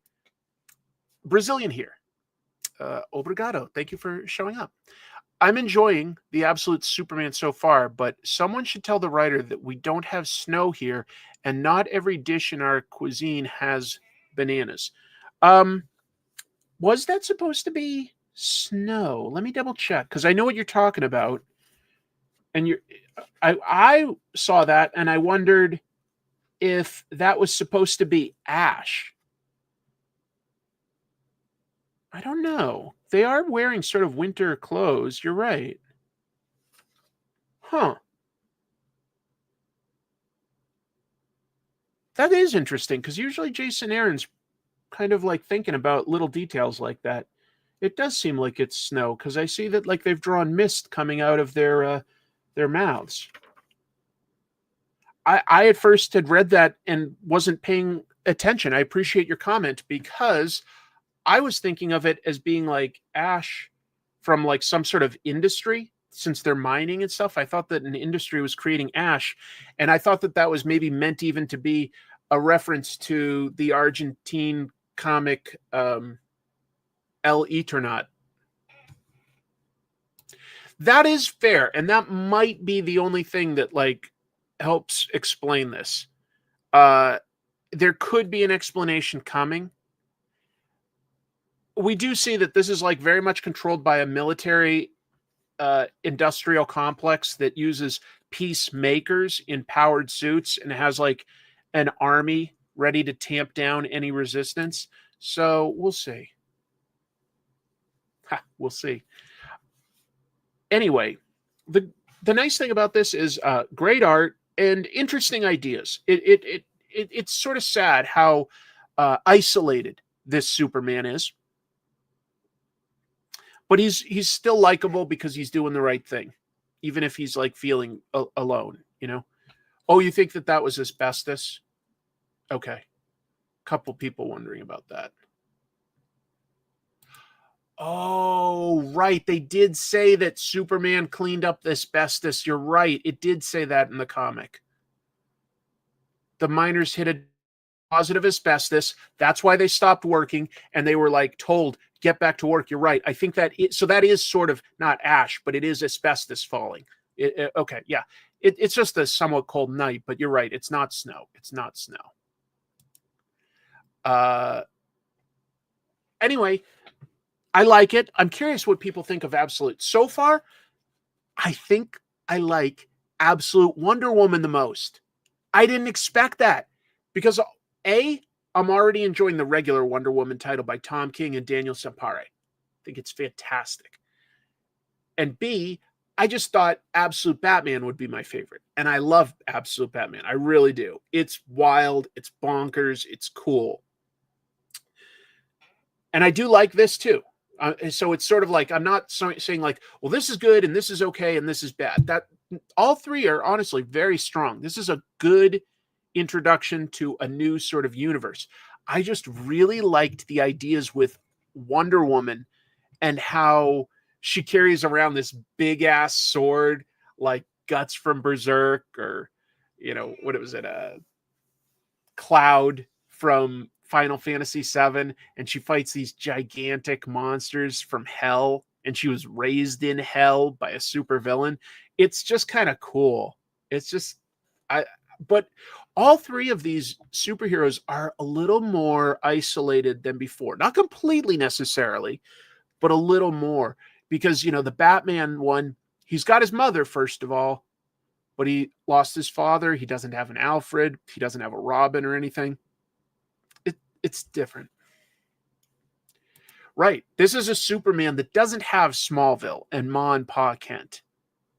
And, maybe he'll build some connections. Maybe there will be a version of a Ma and Pa Kent at some point, but he wasn't raised by them, at least not to our knowledge yet. Oh man, the Wonder Woman is so cool, Kevin. The art is good. The story is cool. Like it was my favorite surprise out of the three. They all are starting strong. In fact, there's something that occurs to me. Out of what's good right now in Marvel and DC, they've got good books. Wonder Woman is good. Hulk is good. Uncanny X-Men is good. There's a bunch of good books, but the stuff I'm kind of most excited about right now is the reboot stuff. And I know reboots can be dumb and bad. Sometimes movies feel very unnecessary, but there's something very engaging about starting fresh and changing up some of our conceptions of what these heroes are, what makes a hero, and finding ways to sort of connect it a little bit more to the real world, because you've got less history of wild things going on with aliens and magicians and stuff. Hayden Sherman's really good. Hold on, I'm going to look up a book that I've recommended in the past. Yeah, there's a book written by Scott Snyder called Dark Spaces Wildfire, but with art by Hayden Sherman. I really liked it. It's a heist movie, a heist story, a crime story set with prisoners, inmates that are on a work release program to fight wildfires. And they decide they're going to rob a mansion that's in the path of these fires before the fire gets to it. Great idea. Great idea. Great ticking clock and everything. Into the Unbeing is a good one from Sherman. Oh, I don't know that one, but okay. The Ultimates.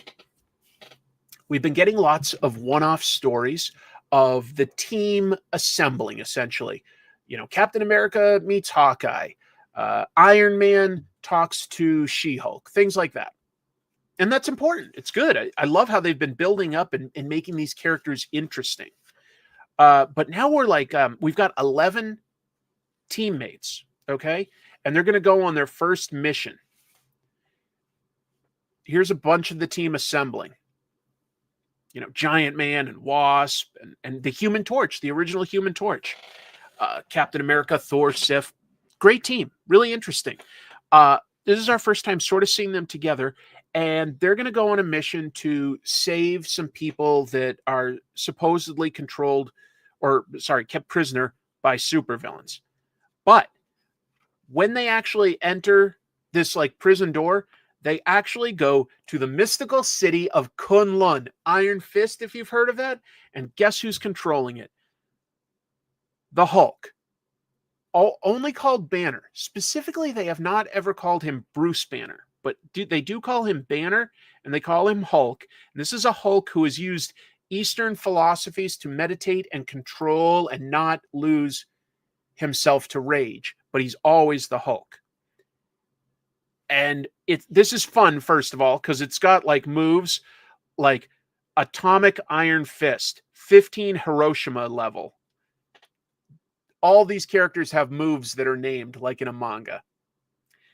I think that there's a great chance that, yes, that this is Bruce Banner's father, who was a terrible person, but also a scientist.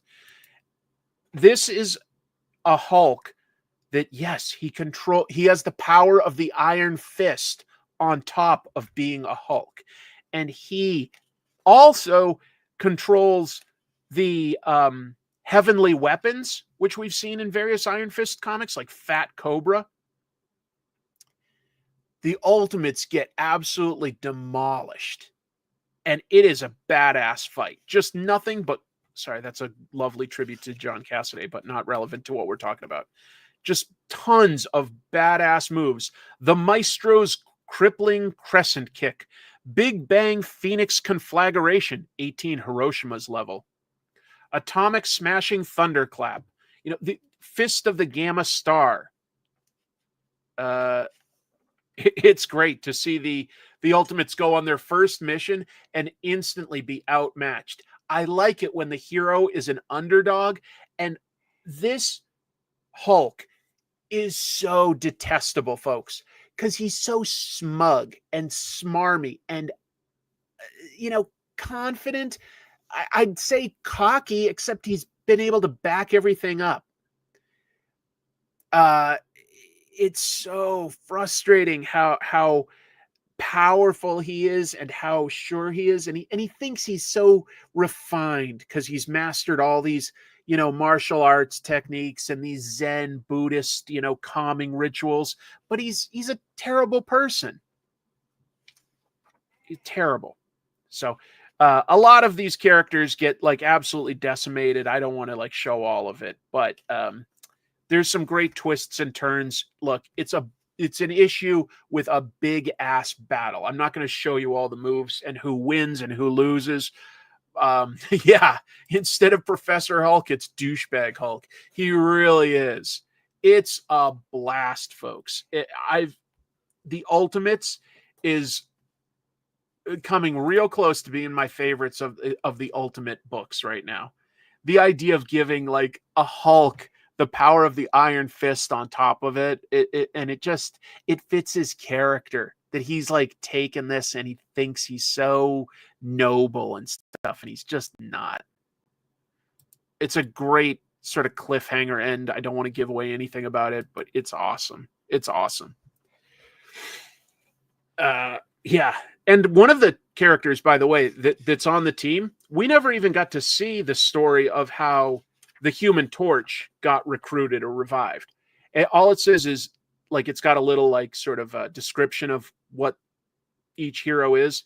And for the Human Torch, it says recently resurrected antique android killed Hitler. So something went different there in this continuity. Good for Human Torch. All I can say is this is a really fun book with really cool ideas. It feels like there's no big guardrails on, that the creators of Ultimates and Absolutes are in large part left to just do whatever they want with these characters. It feels like you're taking your friend's favorite, your favorite toys that all your friends have, and putting them in your sandbox, and you can do whatever you want with them. Oh, I didn't know that. It was in the free comic book day issue. Well, that's cool that was explained. I don't think I read it. Oh. Glad I'm selling some comics today. Glad I'm selling some comics to you folks. I will. That's a good idea. Yeah, maybe I will ask Peach if there's any real editorial mandates that she has to work within, because her book Ultimate X-Men is so good and so different. It's so different than anything else that we've read in Marvel Comics before. It really is great. Did he? It's possible, although of course Hitler has come back as, I believe, the monger. A clone of Hitler came back as the hate monger in the Captain America books. Torch 616 did kill Hitler most of the time anyway. Okay, I got to read up on Jim Hammond. I don't think I knew that. Someday, by the way, I want to do an episode of Comic Trope talking about this artist, Frank Robbins, who did The Invaders. That was a set in World War II, but it was made in the 70s with writer Roy Thomas. And Frank Robbins did a lot of comic strips, but action comic strips, and would draw really realistically. Looked like a Milt Kniff. Really good, And then he did superhero stuff, and he contorted people into the most bizarre poses you have ever seen in your life. Well, unless you've maybe seen what's that one manga? where people have stands. JoJo's Bizarre Adventure. That's how Frank Robbins drew every superhero. Arlen Schumer has a great presentation on Robbins. Well, you know what? I'm going to intentionally not see that so that when I do my episode, I'm doing my own take on it. But then after I do that, I'll watch that. So I'll go back here. A few more things that I should talk about this week. Something is Killing the Children. Gotten issue 0. It's really good timing for this book overall because the latest arc in the ongoing story has been a series of sort of one-shot stories telling us a bit more about the main protagonist, Erica Slaughter, and getting into her psychology and understanding who she is. This story jumps back to just before issue 1 started. And it mostly focuses on a girl that she had saved and a man that's sort of interrogating her. And clearly this girl, had been saved by Erica. Erica hunts monsters. Monsters in Something is Killing the Children come into existence when children imagine them and are way too scared of the idea of them. Like their imaginations get away from them. Boom, the monster enters the real world. Really awful. Like scary, I mean. So what is the point of all this? One, we get to know a little bit more about who Erica at least was and realistically is. And 2, we're getting introduced to another element of the lore behind this. And Something is Killing the Children has doled out lore slowly. It hasn't overwhelmed us with, who are these monster hunter people and their organizations and their clans and how does it all work? They've given us little bits here and there. They're not overwhelming it. This is like seemingly going to like, the top of the food chain of this Order of St. George that was created to hunt monsters. And it shows us that they've been following Erica, who is sort of, rogue. She's like a rogue hunter, basically. But she's also like the best of the whole organization, the best that's ever existed. And I think that's going to be the next threat, basically, is her own organization probably trying to recruit her for some sort of like, high up position. And that feels good. It feels like the timing's good there where the actual threat should start coming from like a more personal source, something that's closer to her. And if she really doesn't have any living family or close friends, this organization that raised her and trained her, kind of betraying her, and that would be very effective. That would be very effective. I also got to say that Werther Dell'edera has just become a better and better artist. When I first reviewed the early issues of Something is Killing the Children, I had one complaint, one critique, I want to say. Let me find a quick example of what I want to talk about here, because I know that there was somewhere in here that did it. Okay. In the early issues, Werther did a bunch of double-page spreads where it went all the way across, like this, not a Z pattern followed by another Z pattern. But he would tend to like still have the first few panels end here. Now it's minor, but like the panels flow into the next page. He doesn't use this technique as much. So when he does, it's very clear to me now when I'm supposed to read across a 2-page spread, as compared to being confused, like going like, wait, what? I read it in the wrong order. So that's just layouts, gotten stronger on when to use them and how to make them clear. So I really appreciate that. Like this little bit here seems so small, but like this panel and this panel, for instance, end at the page border. So does this really. There's only a tiny bit here coming over. And that wasn't always as obvious. So it was really confusing. You'd like read like this and you'd realize you'd skipped 3 panels. So anyway, that's small, but has always done good emotion, very stylized, but good action. I mean, Erica has a cool design. She really does. It's pretty straightforward. I like Erica a lot. She has a lot of sympathy for kids, even though she's tough as nails and seemingly can't connect to people very well, but she cares about kids and she takes care of them and then moves on. You know, she never stays. She has no attachments. It's a really tough life. I liked it. It was a fun little prequel that gave me a little bit more about Erica and her organization. Did you? I would say it gets better, is all I can say. And the story is strong. The story is really, really good.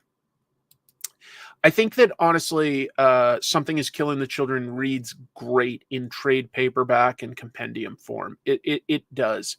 The individual issues, sometimes a month of a break, can be a little hard to remember exactly where we've left off on some of the storylines. But I do like this book a lot. I really do.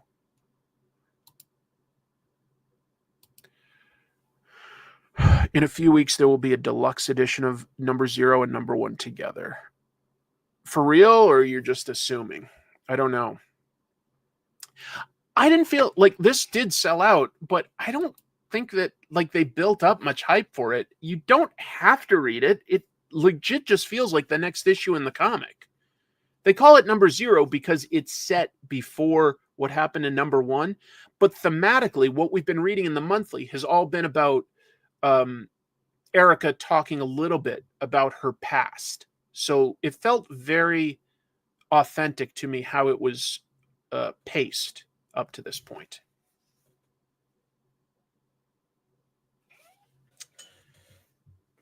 I don't have as much to say about the rest of the comics that came out this week. I would say that Aliens versus Avengers 2, really big, thick book. Thank God, because it is $8, but it's a big, thick book. Weird sci-fi idea of in Aliens, there's always these androids that work for the Yutani Corporation, and they're always the most interesting characters.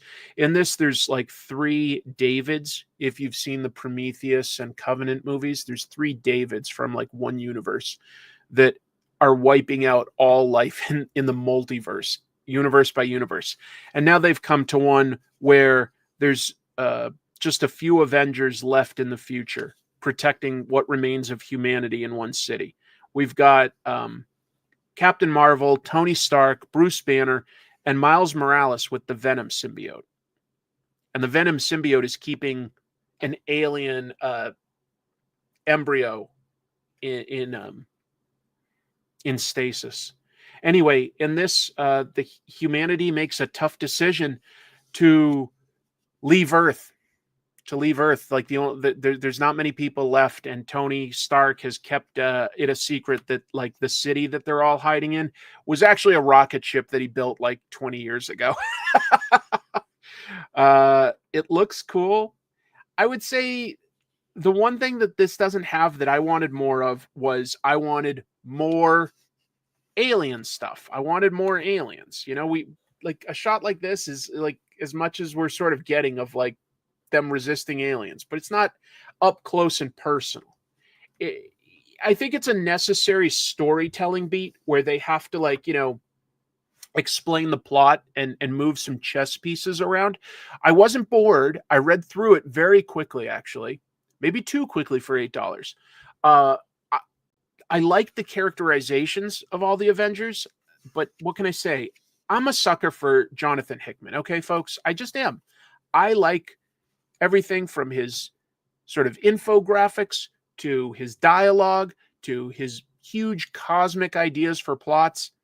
Jonathan Hickman's works generally works really, really well for me.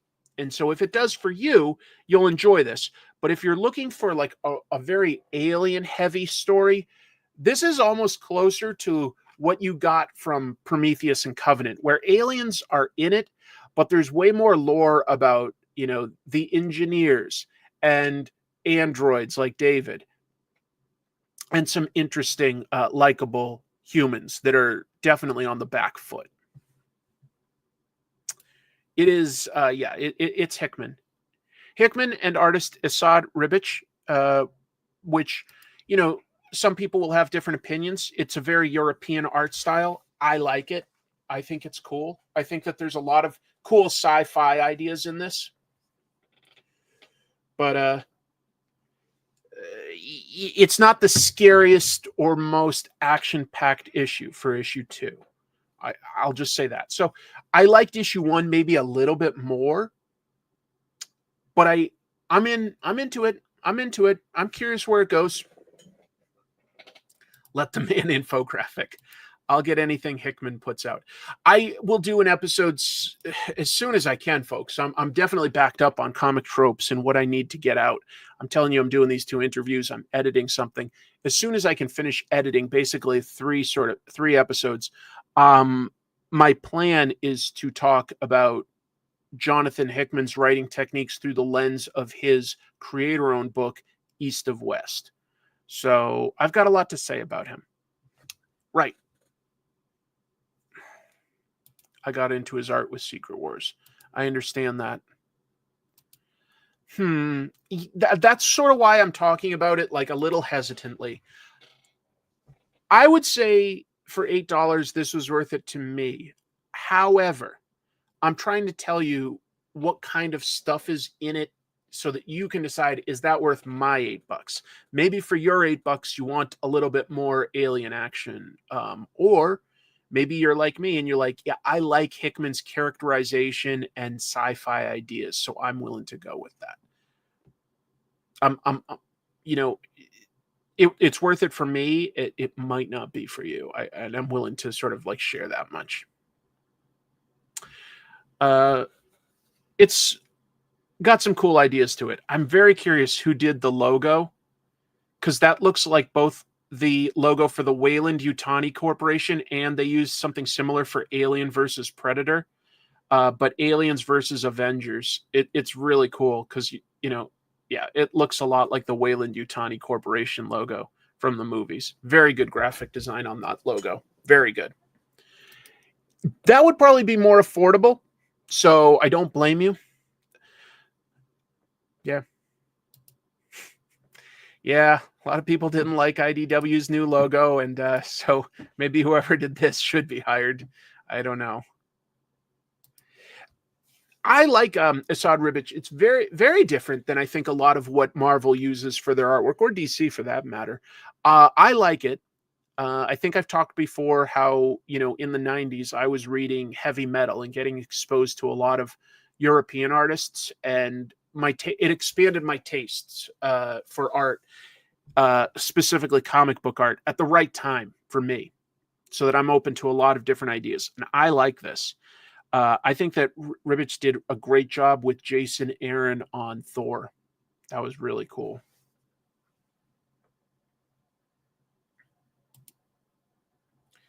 I respect Terry Moore. I wouldn't say that I haven't read all of Strangers in Paradise, for instance, so I need to read more to know. The new IDW logo is so clever that it's stupid. I understand what you're talking about. Did you notice how the artist on Absolute Superman tried their best of not drawing feet? Something that people accuse Liefeld of. Let's see. Is there anywhere where like the shot called? Well, there's a foot. Okay, there's some people. I don't know. Like, is there a shot that called? Okay, that's sort of covering up where a foot would be. Maybe. All right. Let's see if this is accurate. No, I didn't hear this accusation, and it didn't occur to me. I'm just opening to some random pages, and I feel like when we're supposed to see a foot, like it isn't obscured necessarily. I'm just sort of jumping through it. Because, you can't... if you really look at it, a lot of times there's a part of the body obscured in a panel. Like, it's very rare that you can afford to do a full body shot. I'm seeing one or two places where maybe you could have put a foot in, but like most of the time I'm seeing enough that I don't feel like they covered it up. Interesting idea. I'm not sure that I agree yet. I need to see more by the artist. I don't know much about Rafa Sandoval before this. Oh man, I did an episode about that too. I liked the Jason Aaron run of Thor quite a bit. I mostly focused on the Gore the God Butcher arc as compared to, you know, it was followed up with Jane Foster as Thor and some other really cool ideas. But yeah. No, I didn't. I didn't.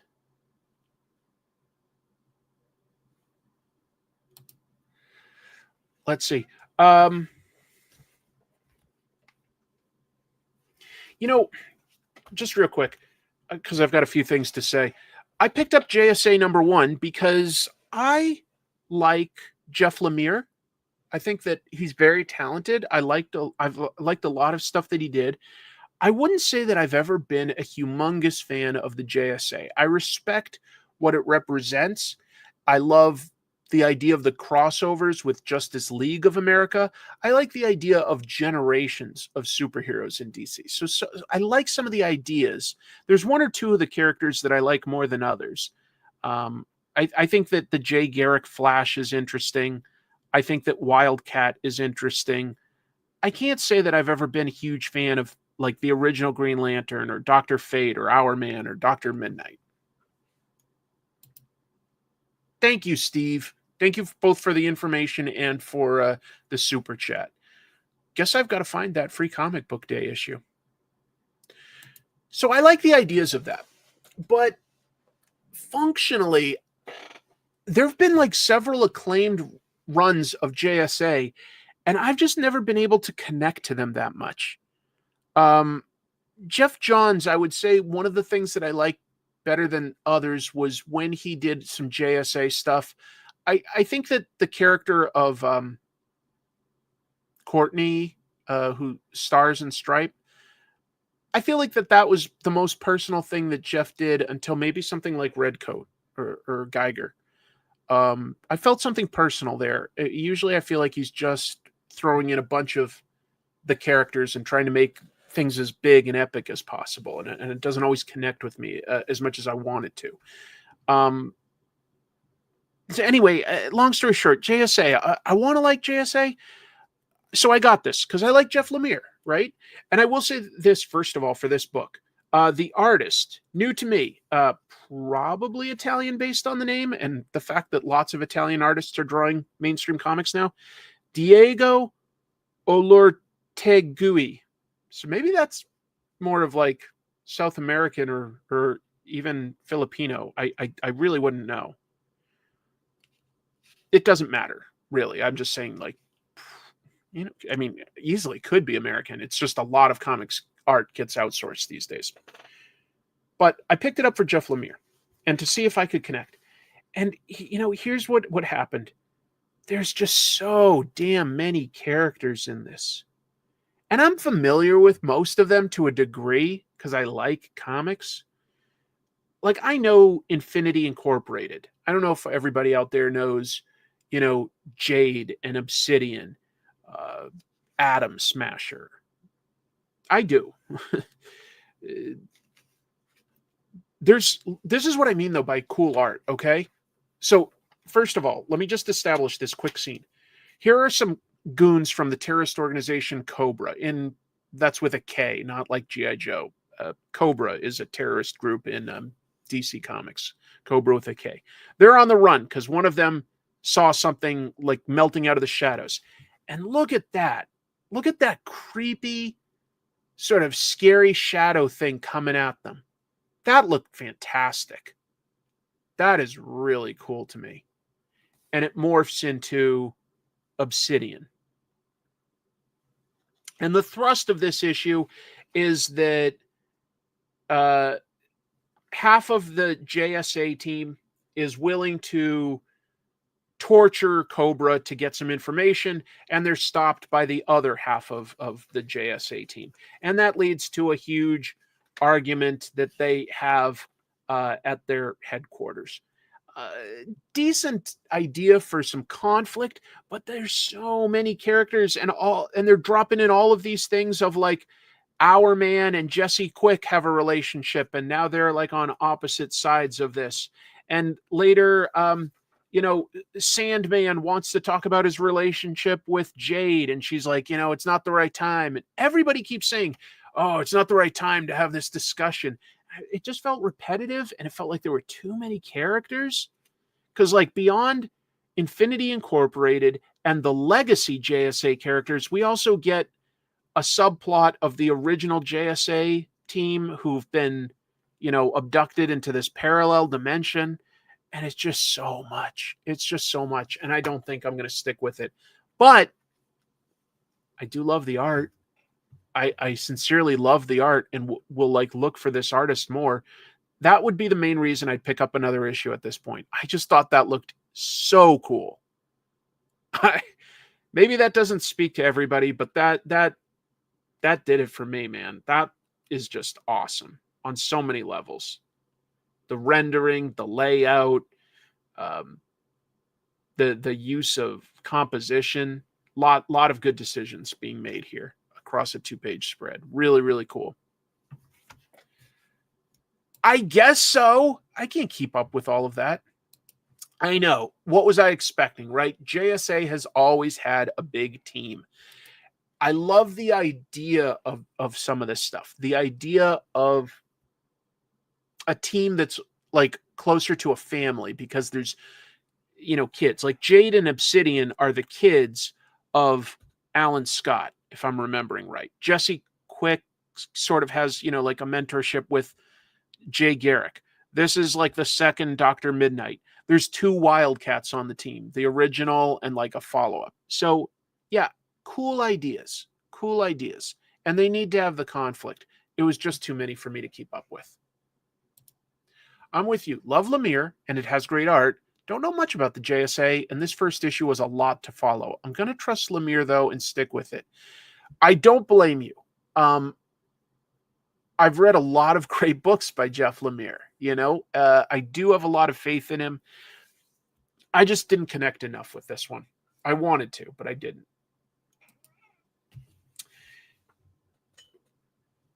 Saga is still fantastic, folks. It's issue 70. It's great. What can you say? It's got the feels. It's got the drums. It's got goofy ass aliens. A mix of like realistic and cartoony. It's a family story on an epic scale. I hope that you're reading it. That's all. I hope you're reading it. Sacrificers, definitely good. Birds of Prey is real good. I'm thinking of dropping it because I like the first arc a lot more than I like the second one. But this third arc is kind of winning me back. I can't decide. And I haven't had time to read it, but I supported a Kickstarter for a book about how the history of comics is that, comics are always dying. People are saying comics are dying. And there's all these different sort of types of comics and how comics really kind of keep coming back. I don't know. Just a weird anthology about all sorts of cool ideas. I'm looking forward to trying it out. There's like riffs on Stan Lee. There's riffs on Garfield. There's so many different types of comics out there. A lot of different art styles represented. I'm not sure if this will work or not for me because this is a lot of pages of a lot of different art styles. But I like reading comics about comics. So this was a Kickstarter I supported, and I'm looking forward to trying out. Comics Are Dying, the comic, A Brief History of the Comic Industry by Lewis Southard, forward by Mark Waid.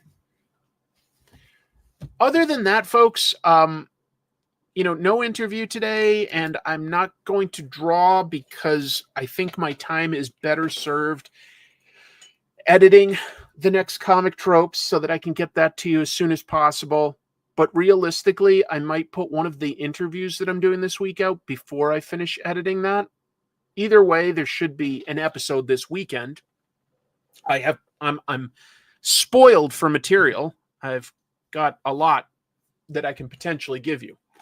And if you want to see me draw, what I'll do is I'm going to set aside some time on Thursday evening to draw Snake Eyes versus Soundwave on this cover, and that will be up for auction on Saturday on the Bronze Age Nerd YouTube channel. And in just under an hour, I'm going to go on his channel to sort of help promote that and just talk about comics some more. Let's see. I want to see this comment real quick. Brian K. Vaughan made a huge mistake taking a 3-year Saga hiatus. It lost many readers. Only 3 people have it on their pull list at my local comic shop. The trades don't move. Prior to hiatus, it was a bestseller. I've not heard about the numbers. I wonder if the new idea of releasing Saga in the smaller, like almost manga-sized trade paperbacks will help build a brand new audience that will then catch up. Also, if you haven't read Saga yet, folks, the first, I don't know if it must be the first 50 issues are in one giant compendium, and it's such a good value. Such a good value. That I can sort of believe you that it's been, a lot of people didn't continue, but I think that it will stand the test of time with evergreen sales on trade paperbacks. I really do think so, because I think that the story is very consistent. I did get my copy of the Daniel Warren Johnson Extremity Kickstarter thing. I have not had time to look at it. That's going to be sort of when I have some free time. That's a treat I'm going to give to myself, is I'm going to open it up and pour over it, remember the story, enjoy the extra sketches and supplementary material. I'm really going to enjoy the heck out of that. Yeah. Look, thank you. But just to be clear, this is a sweater. Underneath is more Godzilla. I can't pull it out from under here. Thank you. If you guys watch this show, I don't have it nearby, but Daniel Warren Johnson sent me the original art of the tip-in drawing that he did for that Kickstarter. Oh my God. How do you not need a bathroom break during your epic long streams? Well, first of all, when I did the 7-hour one, I did take a break. But second, basically what I do is try to drink as little water as possible. Just never hydrated.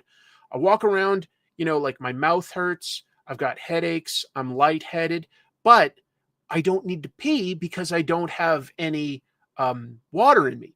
Also, because I suffer from depression, it means that I don't have to cry because I literally can't generate tears. There's no way for me to lacrimate. I don't have enough moisture in my body. I'm kidding. I do need to.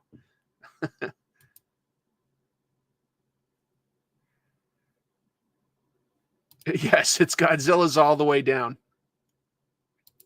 Tell you what, I'm going to wrap it up soon here so that I can take a moment to have some dinner and go to the bathroom and stuff. And then I'm going on the Bronze Age Nerd channel. If you would like to hear me talk about some comic book news and comics some more, I'm going to do that tonight. But before I go, I've got a little bit of extra time here. Does anybody have any questions that they would really dying to know from Brian Hitch, Jeff Johns, or Peach Momoko? Because I'll be talking to all of them this week. And if there's something, really important, let me know. And maybe if there's a way to fit it in, I will. I've got a pretty good game plan. But I'm open to it if there's a fantastic question that fits and hasn't really been talked about much before. So I'm putting that out to you. I mean, you guys could help me if you've got something really good.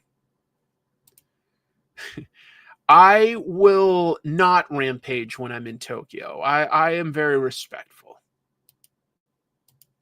Is working on comics worth it? Interesting question. I'd have to really think of how I'd want to position a question like that, because I want to be respectful, and I honestly think that all of these people seem to sincerely love comics. So Peach is already married, Andy. I'm glad that you appreciate it. She's doing something very original and very cool with it. The sweater stays. Why is she so cool? I'll think about that. Why are you so cool? I'll have to give that some serious thought, how I could ask that. Oh, I know. You know, I'll talk to her a little bit about that, but I'm not sure that. I don't know. I don't think Peach has done much work in Japanese comics. You know, she did art before she got into doing American comics. She did, like, you know, paintings and posters and street art type stuff. But it's something to think about. Are they going to do superhero stuff eventually? Yeah, I mean, they've said that their shared universe can encompass just about anything, but I'll ask them if they've got any ideas towards that they'd like to do. I think that they're leaning a little more towards sci-fi. Yeah. I'll keep that in mind. I love Brian Hitch's artwork. I really do.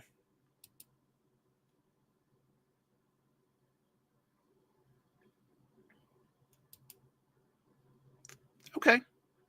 Try to keep that in mind.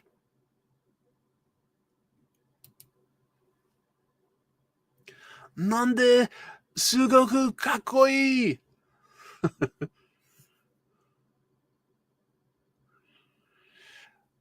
Is Ghost Machine looking at their properties all the way to film, or just trying to put out good books for now? That's a good question. Because they have said that they plan on, you know, moving into other platforms and sharing that. Maybe I could ask them how they share that. Like if they've got any details about that they could do. Are you doing another live stream on promoting our own comics? Oh, yeah. Yeah, I will. I just need to carve out some time. It's such a tough balance of, like, getting work done and trying to do everything. Yeah. I obviously don't have that balanced very well. I need to think that through. Is Ghost Machine? Oh, I did that. Do they censor their art for the target audience? I don't know. Was Infinite Crisis originally supposed to be different? I heard there were extensive rewrites. Okay, I can try to keep that in mind. Yes. Everything in the Ghost Machine universe is in a shared universe on some level, they said. How much time do you get each week to read comics? Less than you would think. Let me think for a moment. Because I'll be honest, I mostly sort of do a mini marathon on Monday morning. If I can, I'm reading a little bit every night, but that's just not regular. But I do read whatever I'm currently, like, researching for comic tropes. It's not all just current comics. So if I add it all up, that's an interesting question. Let me think for a moment.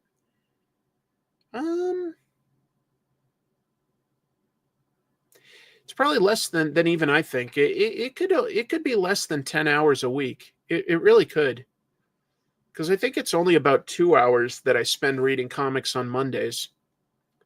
And then maybe an hour some of the nights of the week on both, like, a mix of research and new stuff that's come out. It can vary wildly, of course, depending on what's come out, but it might be less than 10 hours a week. I am potentially looking forward to this heavy metal reboot, Metal Hurlant, they're calling it this time.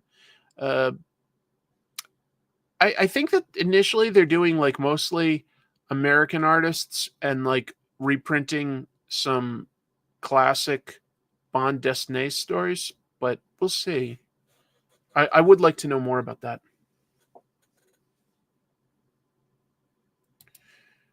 None. It's a distraction. It's dangerous.